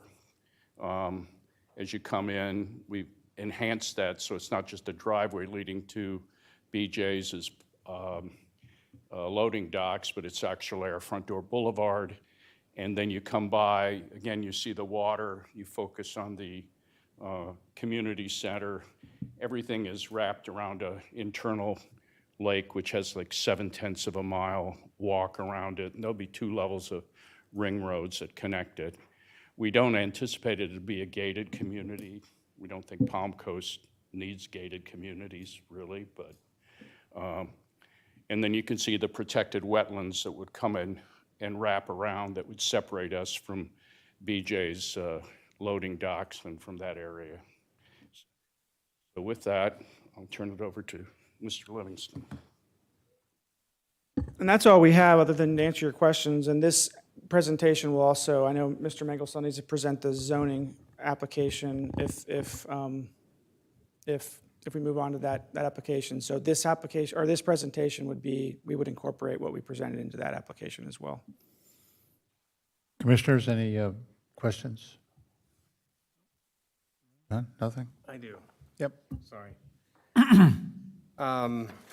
If you can go to slide or page 577 of the agenda, have that. It's actually, the best one is from the acoustic engineer. He had the slide that I want to go Yeah, to. if I can figure out how to go back. I am going left. So it's the acoustic engineer's site plan. Okay. You're talking about the one that showed the locations of the monitoring devices? One before that.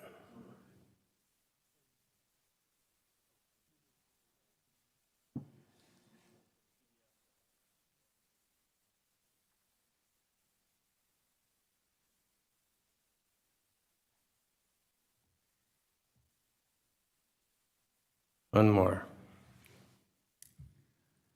Okay, so in this overall, the thing that concerns me is we've got the overall project, and when BJ's was developed, we saved a portion of most of the Army Corps wetland.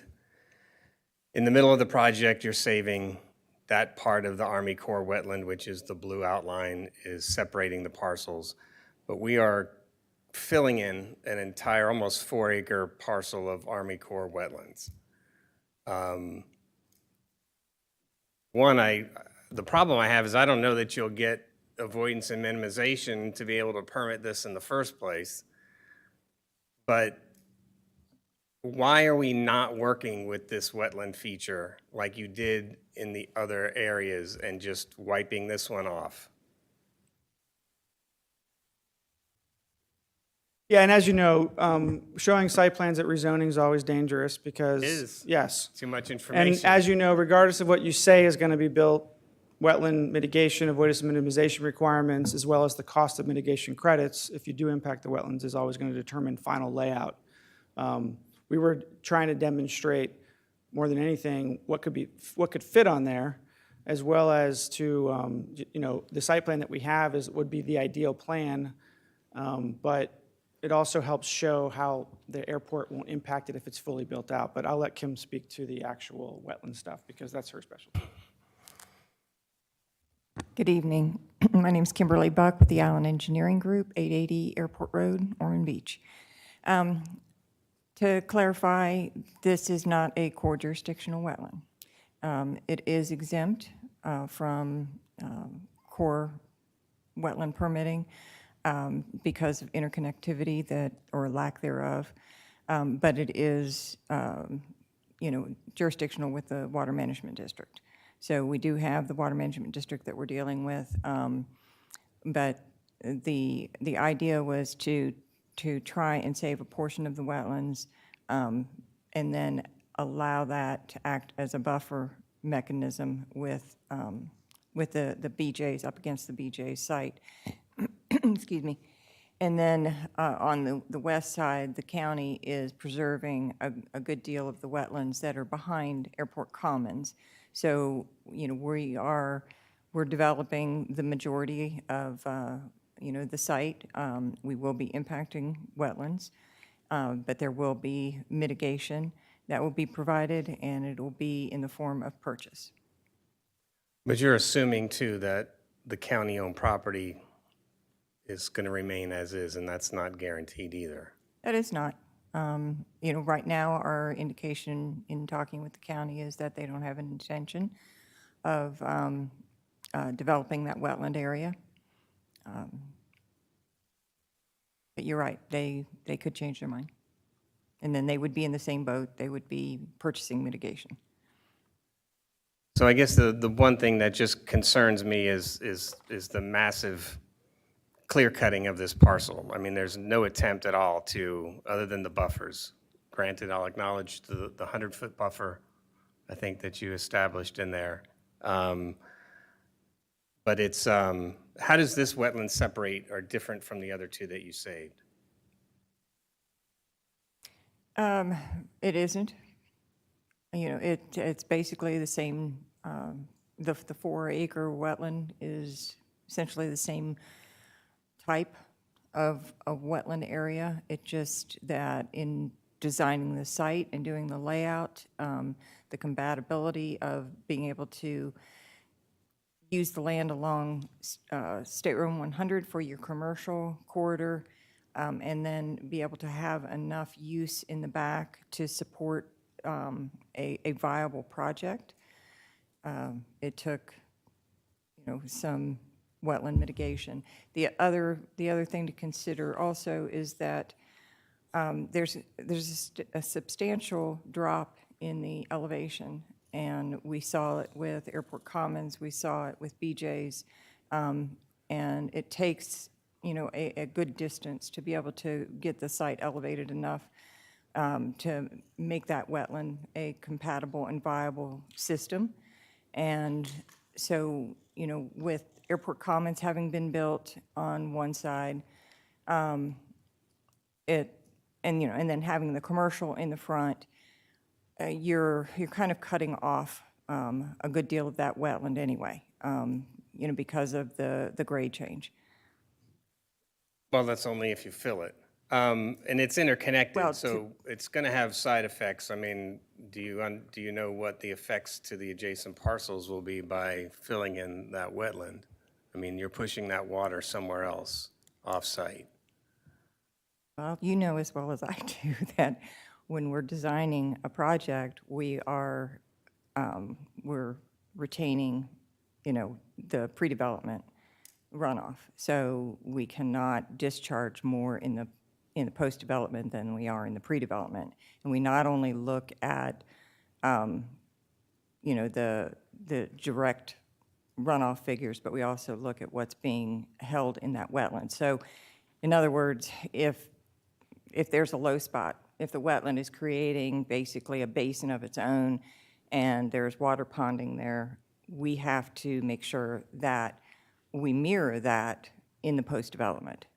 So we have to take that into consideration, and we have to look, and Water Management District is very careful to you know, have us review those seasonal highs in the adjacent wetlands and make sure that our site is above those seasonal highs and that we are not impacting the wetlands that are to remain.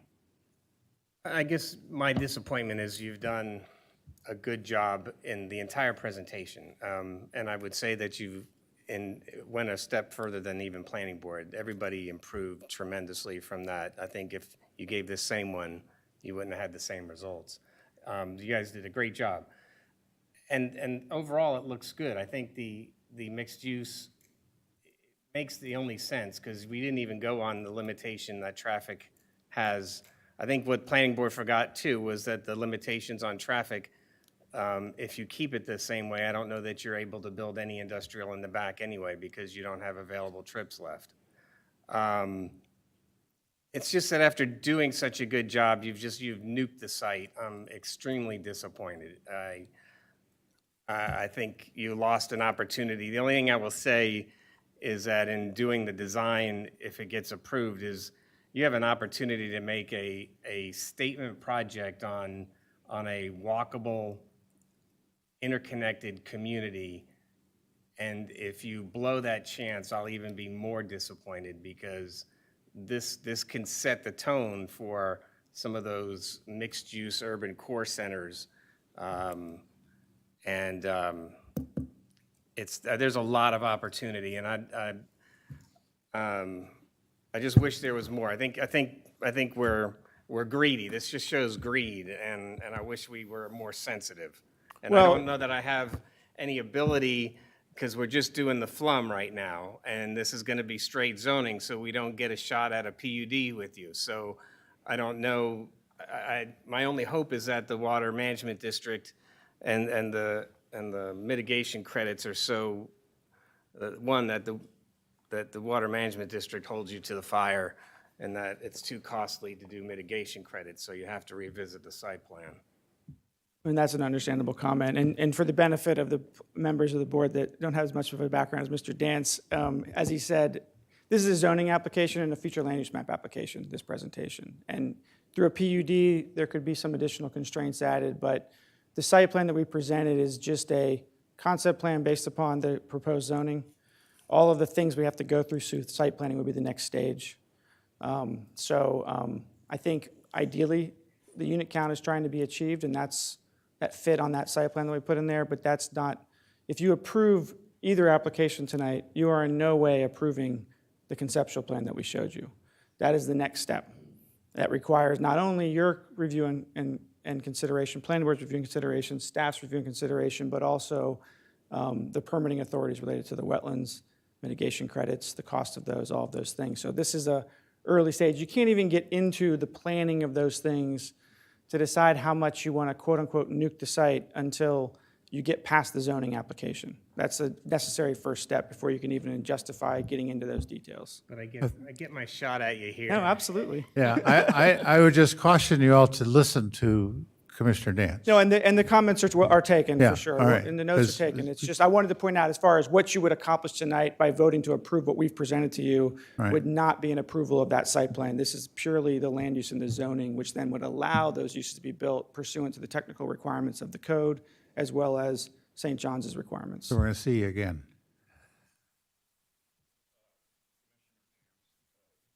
There will be walks around the pond, around the outside, and all the ways that we showed that. But there's a difference. well, I they don't have mean to interrupt trees. you, but there's a difference between putting a 5-foot sidewalk and having a project with nice wide sidewalks and safety designed intersections that are friendly to pedestrians and bicyclists. I don't want to see the standard, I mean, I don't get a say.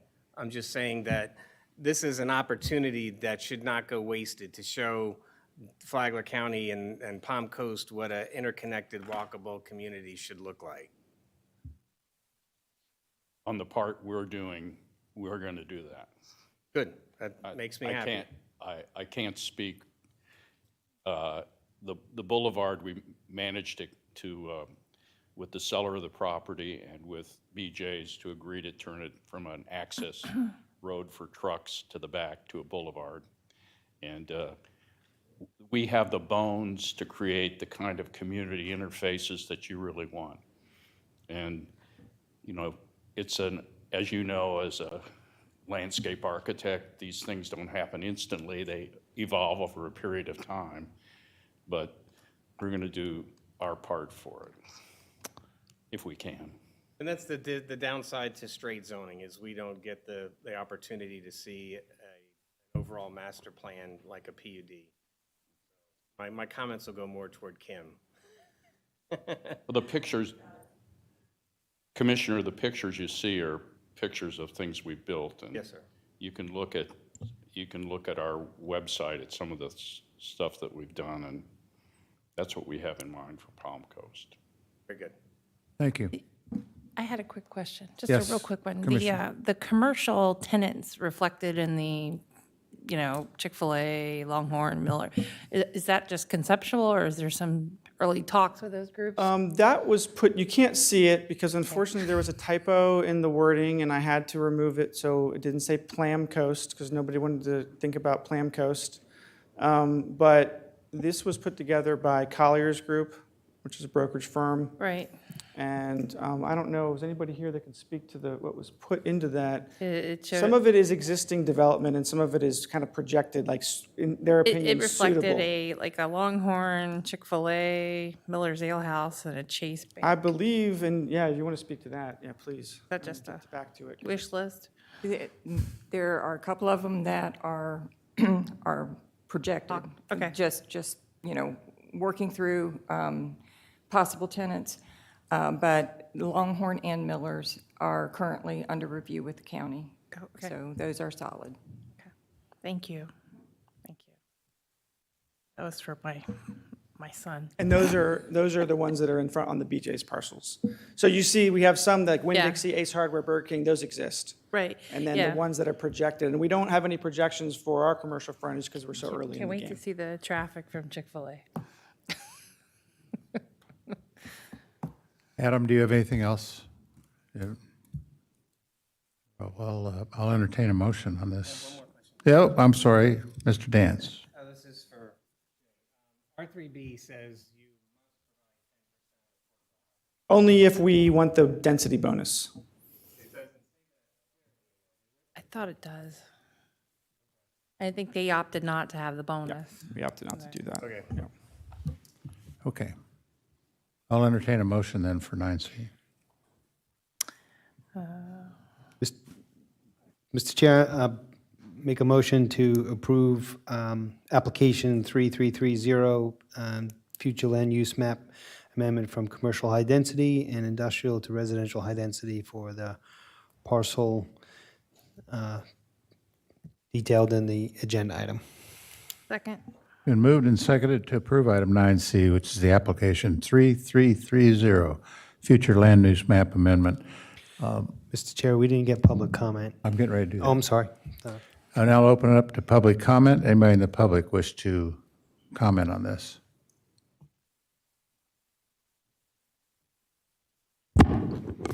James Fisk, Palm Coast.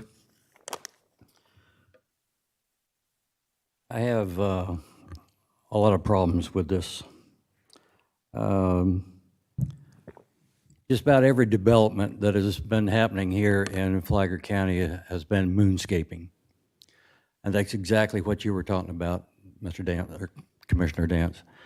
The other problem that I have, number one, is they keep talking about the trees. What happens when what I see in there are primarily pine trees? What happens when the pine beetles get in there? What buffer do you have then? Nothing. Jobs. What jobs are these apartments going to bring? None. Absolutely none. Oh, excuse me, there will be maids and stuff like that, but what about real jobs? You know, we need commercial businesses. That's what we need. Industry. We need real jobs. We don't have it right now. We need more and more.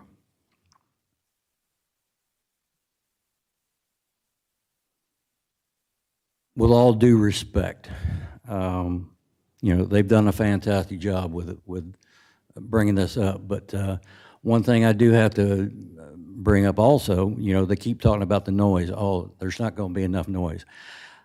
Did you notice when they did the study? It was basically right after Thanksgiving.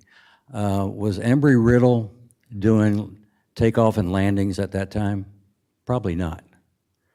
How many takeoff and landings does Embry-Riddle do when they're in session? I bet it's a lot more than what they came up with in their study. There was a development that was put in near the airport, and Commissioner O'Brien even brought it up, you know, when a certain decibel level came up. And when that development went in, I'm sure that these, you know, people did all kinds of studies saying, oh, they won't affect that. There's been nothing but complaints from that development about noise. The last thing I'm going to throw in here, this area back in the day had a lot of Timucua Indian activity. There were a lot of middens around the airport area. I need to demand that an archaeological study be done on that property before anything is done. Thank you. Thank you. Next speaker. Seeing no one approach, I'll close public comment, bring it back to the commission. Commissioners, all in favor of approval, application 3330, signify by saying aye. Aye. Aye. All opposed, say nay. Hearing none, the motion passes unanimously. Item 9D, quasi judicial, application 3331, request to rezone from C2, general commercial and shopping center and industrial districts, to R3B multifamily. This is quasi judicial. I need to ask if you've had any outside communications on this, Mr. Sullivan. No, other than what we've discussed with the briefings and so forth. Mr. Dance. I've had one discussion with Mr. Gardner. That was it, nothing of substance. Ms. Pennington. Yeah, the same. I've had one discussion with Mr. Gardner, but Mr. O'Brien. Yes, same discussions with Mr. Gardner, landowner. And I have had two discussions with Mr. Gardner on this. Okay. All right. Adam. This is the companion request for the future land use, and I'll go through this very quickly so that you've seen these graphics before, subject parcel. And this does then mention with it the dependency on the utilities. And so in the R3B zoning district, you do have the dependency on utilities in order to get that density. And so that's what the B designator is for us. And so we do anticipate annexation into the city of Palm Coast. City's been tracking this somewhat, and so we do have that next step that will then follow. Compatibility concern that was discussed before at the planning board noise study indicates the airport's at acceptable levels. So here's that graphic that this was in the packet for the planning board, certainly had the better one there with the aerial that was part of the applicant's presentation, but that shows that mix, and then the separation, the area from their buildings that they had shown also as part of the planning board. We had that in your packet. Three options again: approve, deny, or continue. And your findings here would be that the rezoning request is consistent with both the comprehensive plan and the land development code, remembering that the rezoning will not take effect until the land use ordinance itself takes effect. This being a small-scale amendment, we don't have to transmit it to the state.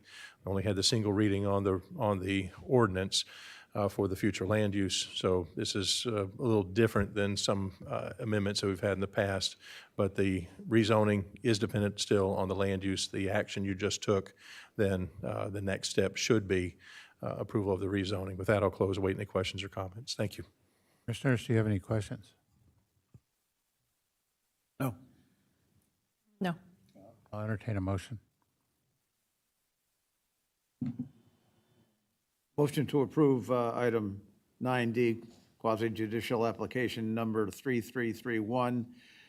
I won't read the whole thing. Request to rezone from C2, general commercial and shopping center and industrial districts, to R3B, multifamily residential, and so on, as indicated on the agenda. Second. Been moved and seconded to approve application 3331. I'll open it up to public comment. I mean, the public wish to discuss item 9D. Seeing no one approach, I'll bring it back to the commission. All in favor of approving application 3331 signify by saying aye. Aye. Aye. Aye. All opposed say nay. Hearing none, the motion passes unanimously. Thank you. Thank you. Item 9E, legislative, adoption of an ordinance establishing the Ormond Station Community Development District. Adam. Again.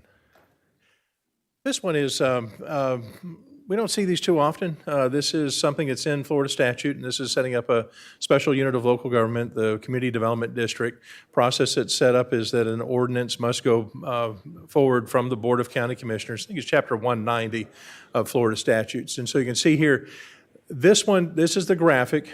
You probably recognize this. You'll see it here in a few minutes again. But this is the limits of Celadine, now to be known as Groveside at Ormond Station. And so for the moment, this is limited to just that single subdivision. You saw in the petition, though, that this is intended to grow larger. And so where we've had other CDDs come in with unified control, having a single entity, maybe multiple entities, and having large areas, because these CDDs are supposed to be larger things that you have, benefits from economies of scale. This one's starting out smaller and then will get bigger. At least we anticipate that as D.R. Horton then takes down future areas. And you can imagine in the progression here that depending on their sales, I can't blame them for this approach, that this is one that I think is probably pragmatic in our economy and also in our history with the Great Recession. So that I'll recall, at least for each of you, the example of the Gardens project where they had formed the CDD there, and then we went into the dormancy of the recession. CDD still continues even now to this day in that situation. And that's one thing I wanted to make sure I mentioned here, is that you have the financing of the infrastructure that's part of it through a CDD, but you also have some reporting requirements, some government-type requirements, because this is that statutory level of a special district. So you'll have annual meetings that will be required. You'll have financial reporting that's exceptional for CDDs. And so all of that kind of comes into play in these. Initial 5 board members are set through this also. You also have this statement of regulatory costs. I do need to mention on that specific section, you'll see it here in a minute, that specific exhibit, we do have one item to draw your attention there. So this is the graphic that was part of the packet in the petition. This is intended to be an exhibit to the ordinance, and this just shows the area generally, that hatched area being the CDD boundary, just another way to look at it. And again, the limits of the subdivision, but this is important because this is showing utilities. This is one of the required exhibits that's mentioned, and this is to show your intended utilities with that limits of the CDD, at least as initially proposed. Mr. Chair, can I ask Adam a question? Yes, please. So how does it, I'm just not familiar with this. How does the CDD grow? Parcels opt in? You'll have subsequent steps then that we'll come back to as I'm remembering, to effectively annex property into the CDD. I don't want to call it annex. Maybe that's a bad word, especially when we're talking about proximity to Ormond. But that comes back to us. It will, as I recall. And so you had the same for contraction that you may remember that we had a few years back. We had a contraction that happened on, I think it was the Palm Coast West DRI, CDD, that we had, we were the authority then, and we had a contraction. So those come back through the board as best I can recall through the statute. And so, there may be yet more steps, but this lays the groundwork. We do this once. Do they have to be contiguous? Yes, yes. So the utility map and utilities here, remember, they're from the city of Ormond Beach, but the utilities here will either be maintained by the CDD or by the city, nothing maintained by the county itself. This is the graphic that I wanted to make sure, and I think this is Exhibit 5 in the packet. And what we had noticed there, and we had made changes in the text, the 2 items there closest to the top, roadways and storm drainage within right-of-way. The ultimate maintenance entity that's listed here, it will not be the county. We had made those corrections elsewhere within the document. This will either be the CDD or an HOA as per board policy. Remembering, and I think the reason why this was put in there by the applicant, by the petitioner, is that there's that expectation requirement that your roads within the CDD have to be public roads. And so that's part of the trade-off there with the special district requirements. They're publicly dedicated, not to be publicly maintained by us. So we'll, after this, work and get that corrected so that ultimately that change is made in the ordinance, and if this is approved. And so here's that future land use map that was also part of the packet. You didn't see any incorporated areas here except for along that far right edge, the eastern edge, where it's abutting. You can see the Volusia County line, and that's where Ormond Beach then comes in and rests up next to the county line. So the remaining of it is that mixed-use, low-intensity, consistent with the designations for the Hunters Ridge DRI. Help me understand if the CDD was going to grow, which looking at this map here, which directions? It will end up, I think, probably anticipated, and you'll see that here in a moment, westwardly first. And we're going to stay north of Airport Road. There may be some potential to the east, but I don't believe so. I think you're going to see more westerly and northerly from this. And so that Airport Road is our dividing line right now. We've got some projects that are happening outside of this project, outside of the CDD, that are happening south of this. So we know at least Airport Road and north is going to be your southerly boundary line. I think that you'll see here in a moment that west is the next spot for us to go from here. And so recommendation simple on this, recommendation for approval of the ordinance forming the Ormond Station Community Development District. And then just, if you keep it in mind, we hopefully will see it again as it grows. With that, I'll close, wait any questions or comments, and we do have a representative from the applicant present to correct everything I've gotten wrong. Thank you very much. Commissioners? Any questions? No, none. Would you like to hear from the applicant, or should we just vote on this? If we can add to the point about expansion. Okay. I'm curious to hear that. All right. I'll give you a shot. Okay. Thank you very much. My name is Mike Eckert. I work with Q-Tech Rock. I'm filling in for Jared Earlywine tonight, who's the name on the petition. 107 West College Avenue, Tallahassee, Florida, for the record. In terms of annexation, and I've been working with community development districts since 2003, it's a statutory process where we would file another petition that looks similar to this and bring it before the county commission, and the county commission would approve each expansion that we would propose for the CDD boundaries. And where do you envision that expansion coming? My understanding was just as his was to the west was my understanding, but again, I've not been working with the developer on this particular one. The contiguity question that you had asked, a very good question, and the way the statute reads, it has to be sufficiently contiguous to be developed as a functionally interrelated community. So sometimes we have, a county road or a state road. I represent one in the city of Palm Bay that's all four corners of an I-95 interchange. And that's considered to be functionally interrelated because of the community. So you can have little bits and gaps there, which is a little less strict than maybe the contiguity issue you were talking about. Yeah, so I guess what Grand Haven has on both sides of Colbert Lane, so same, yeah, got it. Thank you. And again, I'd be happy to answer any questions, but we don't, the CDD doesn't get development approval powers. That still rests with you. We don't have zoning powers. It's really a financing mechanism and a long-term maintenance entity. Thank you. Thank you. Thank you. Any other questions? No. I'll entertain a motion to approve 9G, or 9E. Motion to approve item 9E, legislative adoption of an ordinance establishing the Ormond Station Community Development District. Second. Been moved and seconded to approve the adoption of an ordinance establishing the Ormond Station Community Development District.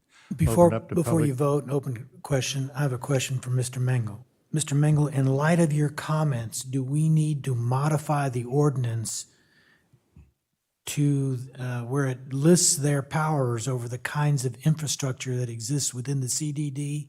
Do we need to include the roadways because they're not expressly mentioned at this point? Yeah, I thought they were, because I went back and I checked, and I saw that in the listing, I thought it did include roads, but I'm safe to say that if with that exclusion that I wanted to have made where it was clear that the county would not be owning or maintaining the roadways or the drainage structures, stormwater associated with it, I think I'd follow that same path where the county attorney's advising you that likewise, if there's any other changes in the document to be made to exclude roadways from county's responsibility, I'm all for that, or to explicitly list them for CDD responsibility. I think that change should be made. The latter point is the one that I was emphasizing. So you want it included in the motion? That the Please, county add- will not have No, maintenance? that add to their powers the responsibility to take care of the roads within the CDD. Okay. So you want to do a motion to approve 9E, legislative adoption of an ordinance establishing the Ormond Station Community Development District with, An amendment to include roads as within the responsibility of the CDD. An amendment to include roads. Well, I have to retract my second first, so I retract my second. Oh my gosh, I'm never gonna remember this one. Okay. A motion to approve 9E, legislative adoption of an ordinance establishing the Ormond Station Community Development District. Al, Subject to an amendment to include roads within the responsibility of the CDD. subject to an amendment to approve roads within the responsibility of the CDD. Mr. Hadid also includes stormwater? Because Stormwater. it does mention stormwater related to roads in that exhibit, but never you, remember. Yes. okay. Dave's turn. Okay. So we've got it, the motion is to include the amendment with roads and stormwater fall under the CDD. I'm not seconding that. Just kidding, second. It's been moved and seconded to approve 9E with the subject addition. Now I'll open up to public comment. And the public wish to comment on item 9E. Seeing no one approach, I bring it back to the commission. All in favor of approving the adoption of an ordinance establishing the Ormond Station Community Development District with the amendment to include under the CDD's responsibility roads and stormwater drainage.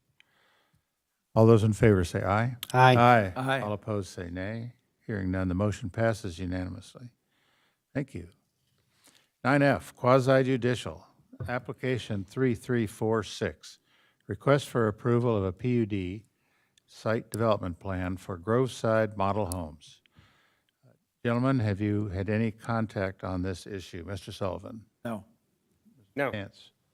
Ms. Pennington? No. Mr. O'Brien? No, sir. And I've had none. Adam? Thank you, Mr. Chairman.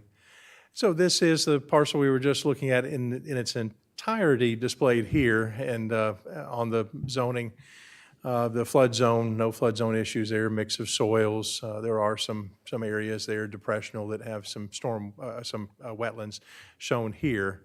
Again, you can see the roundabout there, kind of just off to the right of the center here, showing a couple of those wetland areas that are there that must be dealt with, either mitigated or preserved. And then here's that aerial that corresponds to the property that you had seen previously for the CDD ordinance. And what we're talking about here is not the entirety of the project, but this is something that's specific, needed because the 2017 PUD, while it did describe no more than 5 model homes being allowed, and out of the 5 model homes, 3 of them could be used for temporary sales purposes, we didn't have any corresponding site plan. We're in a PUD. The need was to amend a plan because if you're using for a residential lot for a purpose other than residential purposes, you've got to show us how you're going to do it. And so what this will do, and we've had some hindsight here, we've had a few of these come through, mostly in Hunter's Ridge. And so what we're intending to do from this point forward is to have an inset provided within the PUD site development plan that depicts how these would look. And so this one specific, 18, 19, and 20, 2 actual model homes, one parking lot there, still subject to the Celadine PUD, now known as Groveside. After platting, to be platted as Groveside, correction, the Celadine PUD is still the PUD. Lots will be restored to single-family use after sales cease is what we had intended to happen. Planning Board went a step further in their recommendation and said they actually wanted to have the addition of a time frame along with restoration requirement. We had some reservations on that as staff, and that I wanted to make sure I had for disclosure that was their recommendation, that they wanted to have that move forward, but the PUD did not have that language. So the text of the PUD itself was limited to the 5 models, the 3 that would be used for temporary sales purposes, and then what we were figuring would happen is that the sales program would be such and would be robust, they would want to go ahead and discontinue the sales use and restore the properties. This is what this would look like for those 3 lots, 18, 19, and 20, on the proposed plat. in relation to the proposed plat. This is the actual site plan itself submitted. And so you'd have that parking area on 18, 19, and 20 then lacking driveways themselves because they'd have that garage conversion that would be happening for the sales office. And then at the point then when we would move forward with having that conversion to single-family use, those two driveways would be put in. The garages would be then through some permitting if it's needed, some limited permitting to make those garages instead of the offices that would be there on a temporary basis, and the parking lot would be removed. And so we've had a few of these. We've had good success so far. We've had timing that has, I think the last one we had was about 5 years.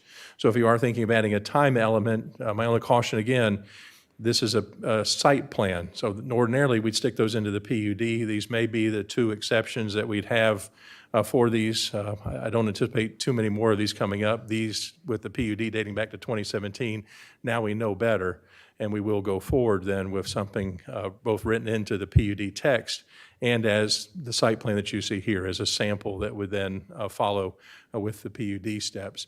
Landscaping, what it would look like once it's landscaped, and the hardscape that would go along with that. So you get some idea then of what those temporary sales center type uses would look like and how aesthetically they would look within the development. Our recommendation here, options for you, again, approve PUD site development plan, deny it, or continue it to a time and date certain. Certainly have more details within the staff report. Submit that for the record. Await any questions or comments. Thank you, Mr. Chairman. Thank you, Adam. Any questions, commissioners? None. And if not, I'll entertain a motion to approve.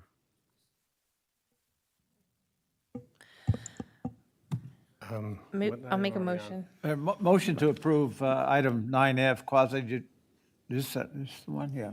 Quasi judicial application 3346, request for approval of a PUD, plan unit development site, development plan for Groveside model homes.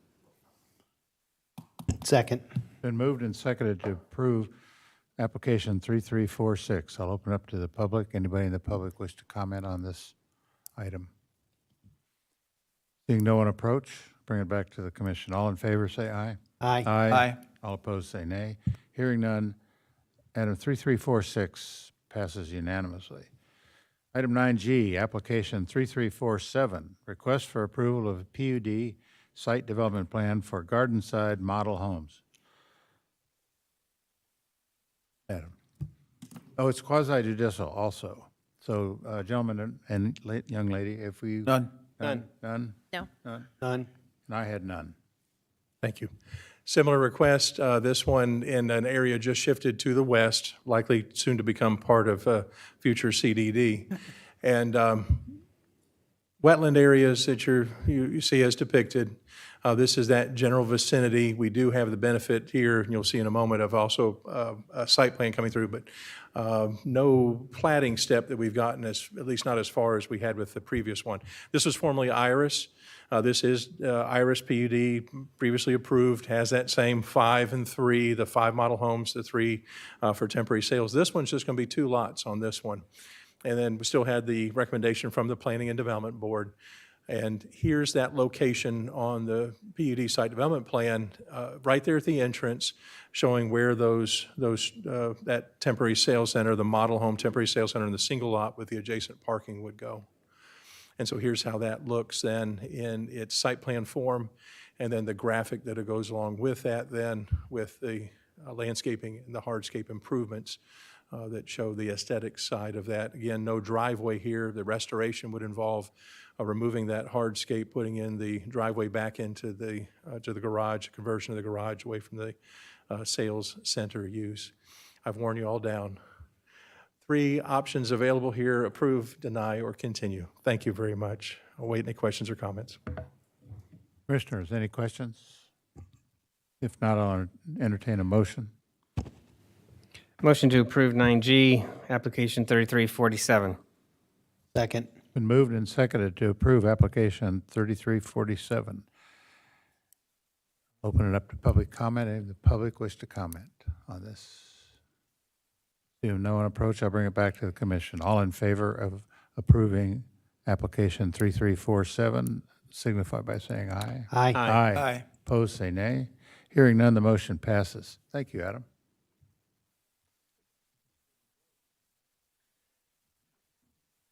County Administrator. Thank you. You're I up. actually have a few things just to go over real quick. This afternoon, late this afternoon, I was made aware of a need to expedite an agenda item that was scheduled to be on your June 5th regular meeting. This item involves our FEMA Category B emergency dune repairs, which were slated to begin on June 12th within the area of the Hammock Dunes, Hammock Beach, and then north of Washington Oaks in the area of Matanzas Shores and Marineland, to be able to allow our contractor enough time to do the necessary preliminary work prior to starting construction.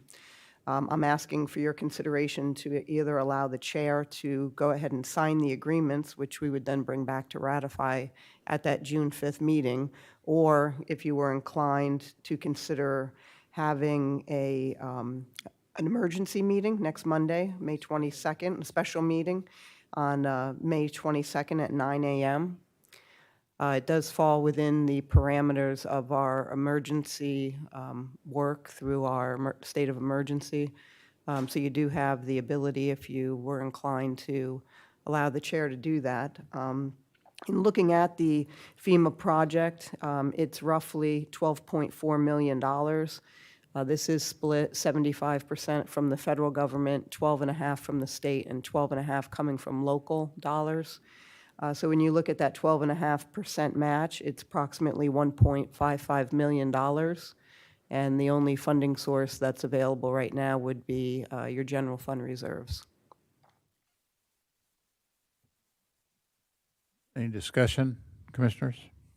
I like the one where the chair is responsible up front, and then we finalize it on the 5th. Yeah, that's what I'd like to do that also. I think whatever we do just needs to be posted to the agenda. We've just got to be transparent as to what we're approving, or authorizing to approve. It'll need to be posted to the agenda. It will, and I can share with you, we have a draft because we actually had gotten ready to do the June meeting agenda, the June 5th meeting. It's actually a total of 3 contracts that you're going to have for the FEMA work. So in total, you're going to have 3 different parts. You're going to have the FEMA project description sheet, which encompasses the entire cost. The state of Florida is fronting half of the money up front right now. So of that total amount for the project that I had stated, the total of $12.4 million. The state of Florida is going to go ahead and front you half of it. So you're going to get 6.2 now, and that's what you're going to see. But there's a total project sheet, and rather than have it come back in piecemeal, we're going to show you in the staff report the full project description, which is the entire $12.4 million. But then you're going to have different contracts. You're going to have one with Olson Engineering, you're going to have one with Eastman, and then one with Eisman and Russo. So there's 3 contracts in total that make up this entire project. And we planned on bringing that forward on that June 5th date, but due to the timing, it didn't allow for enough time. And this is consistent with the overall diagrams we've been seeing of the project workflow. It is, and I can share with you, it might be easier for me to bring this up. I asked Carlos to bring this up. If you look at the green areas, this is the area that we're talking about. These are the areas we identified as part of those Cat B project limits. So when you're looking at that, it was anticipated that it was going to start on June 12th. That total funding that I spoke of is that $12.4 million. FEMA approved the contract on May 5th, and that's where they're fronting us half the money. But the entire scope is the $12.4 million, and it's going to be Eastman. Like I said, you're going to have Eastman, you're going to have Eisman Russo for your CEI, and you're going to have Olson doing the design work. So, And so what are the limits? Is there an R? Do we have the station point limits for the work? Is yeah, it R? if you look at it right there where it says the R24.3 to R40.5, and then the R2.3 to R11.9. Okay. It's those areas. We anticipated this was coming back, but due to the timing, the quick turnaround for our contractor, it doesn't allow us enough time to wait until your June 5th meeting.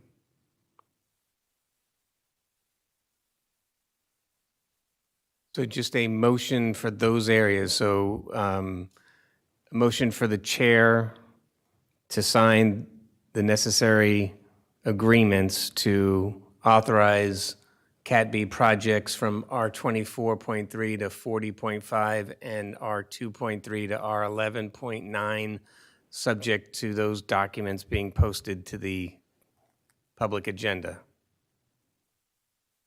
You could say that, or you could easily say it's the FEMA Cat B project limits that we have coming for you. It's the Sixth Amendment to the construction agreement for Eastman Aggregate.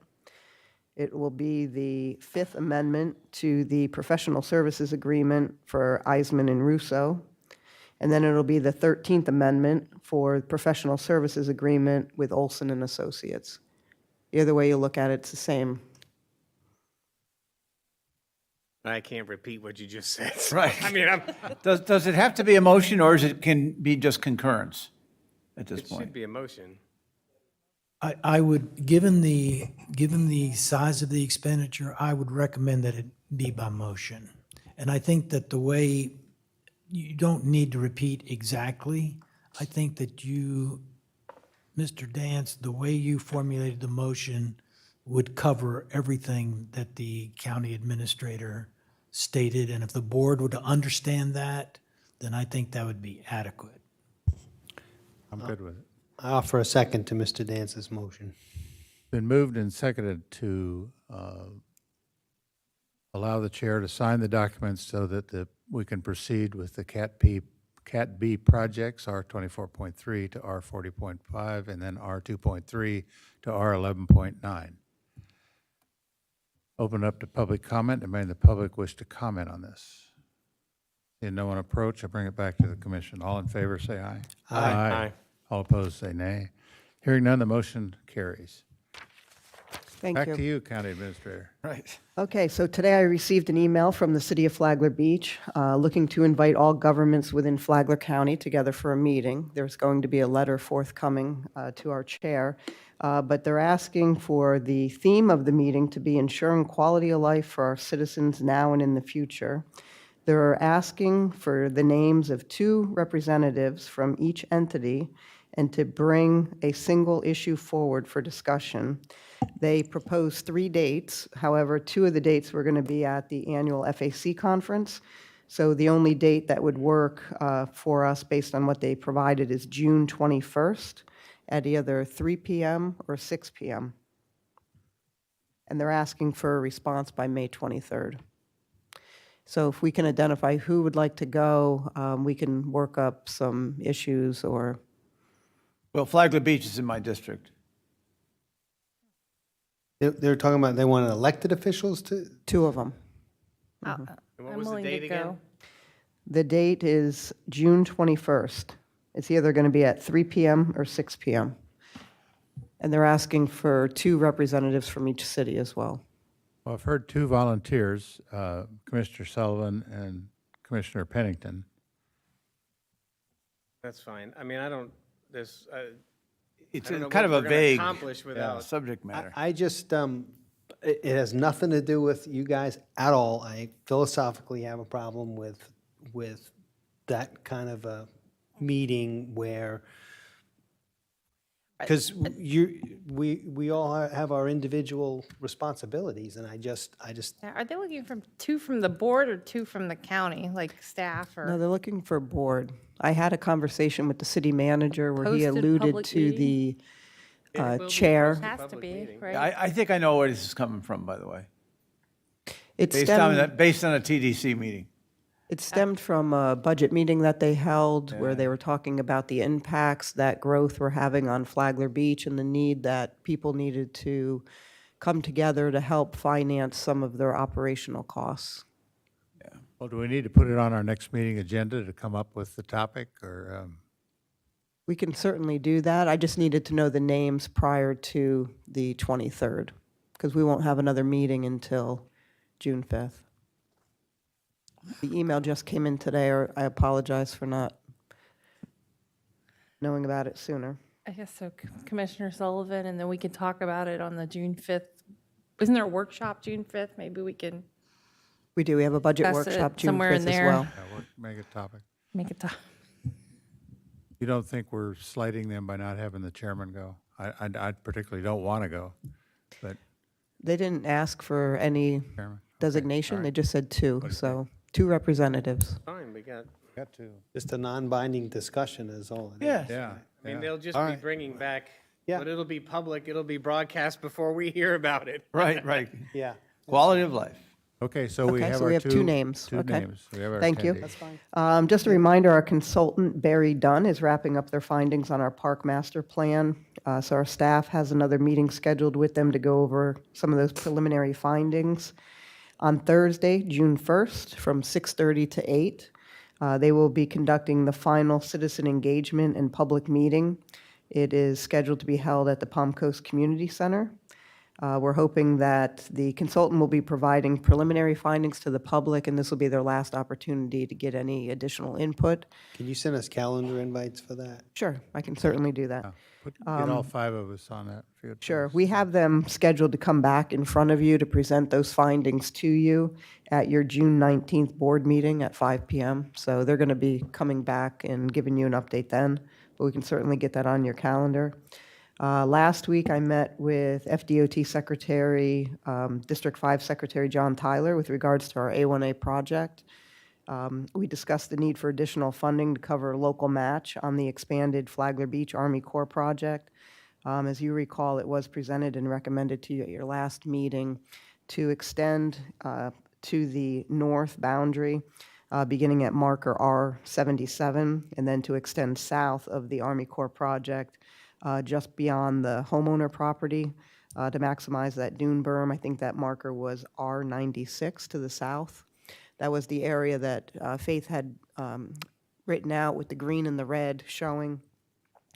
At that time, that's what staff was recommending. The total cost, local match total cost was about $16,785,000.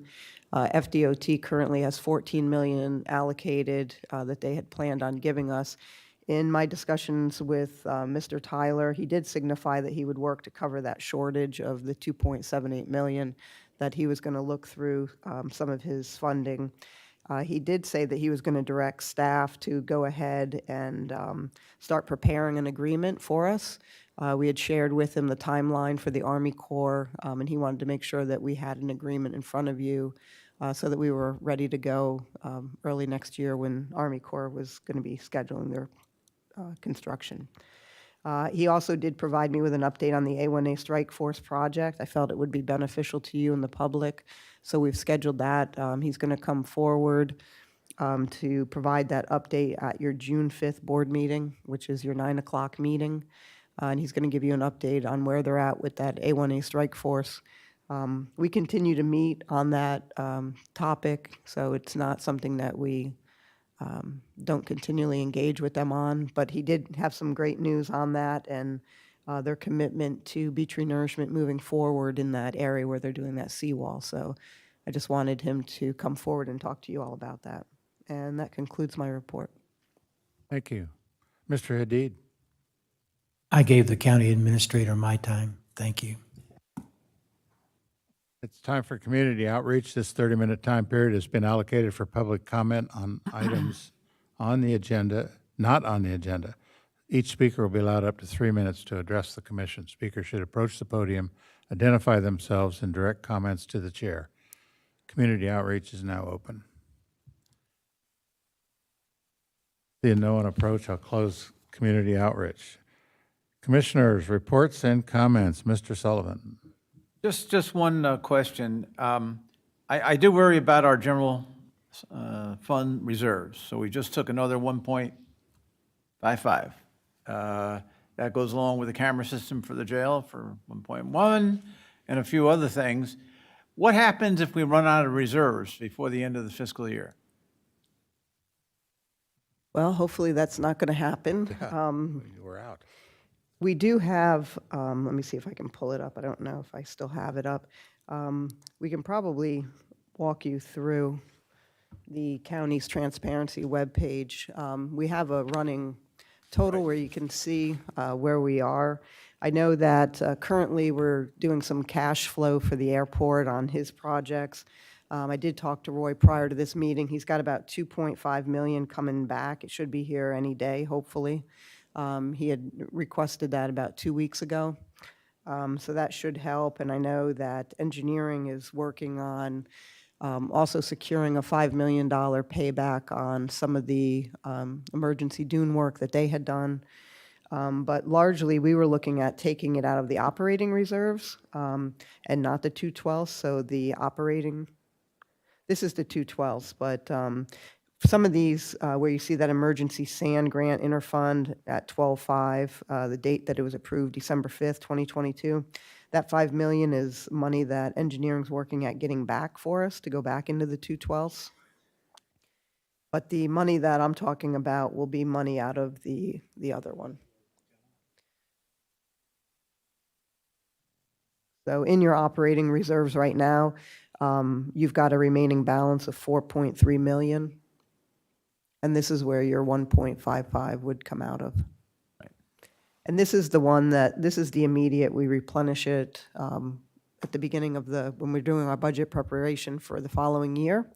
You know, this is the money that we kind of set aside for these emergencies above and beyond, you know, the coastal issues that we may experience from storms, which would be your 212s. So this is where we would propose to take it out of. Okay. Makes sense. Mr. Dance.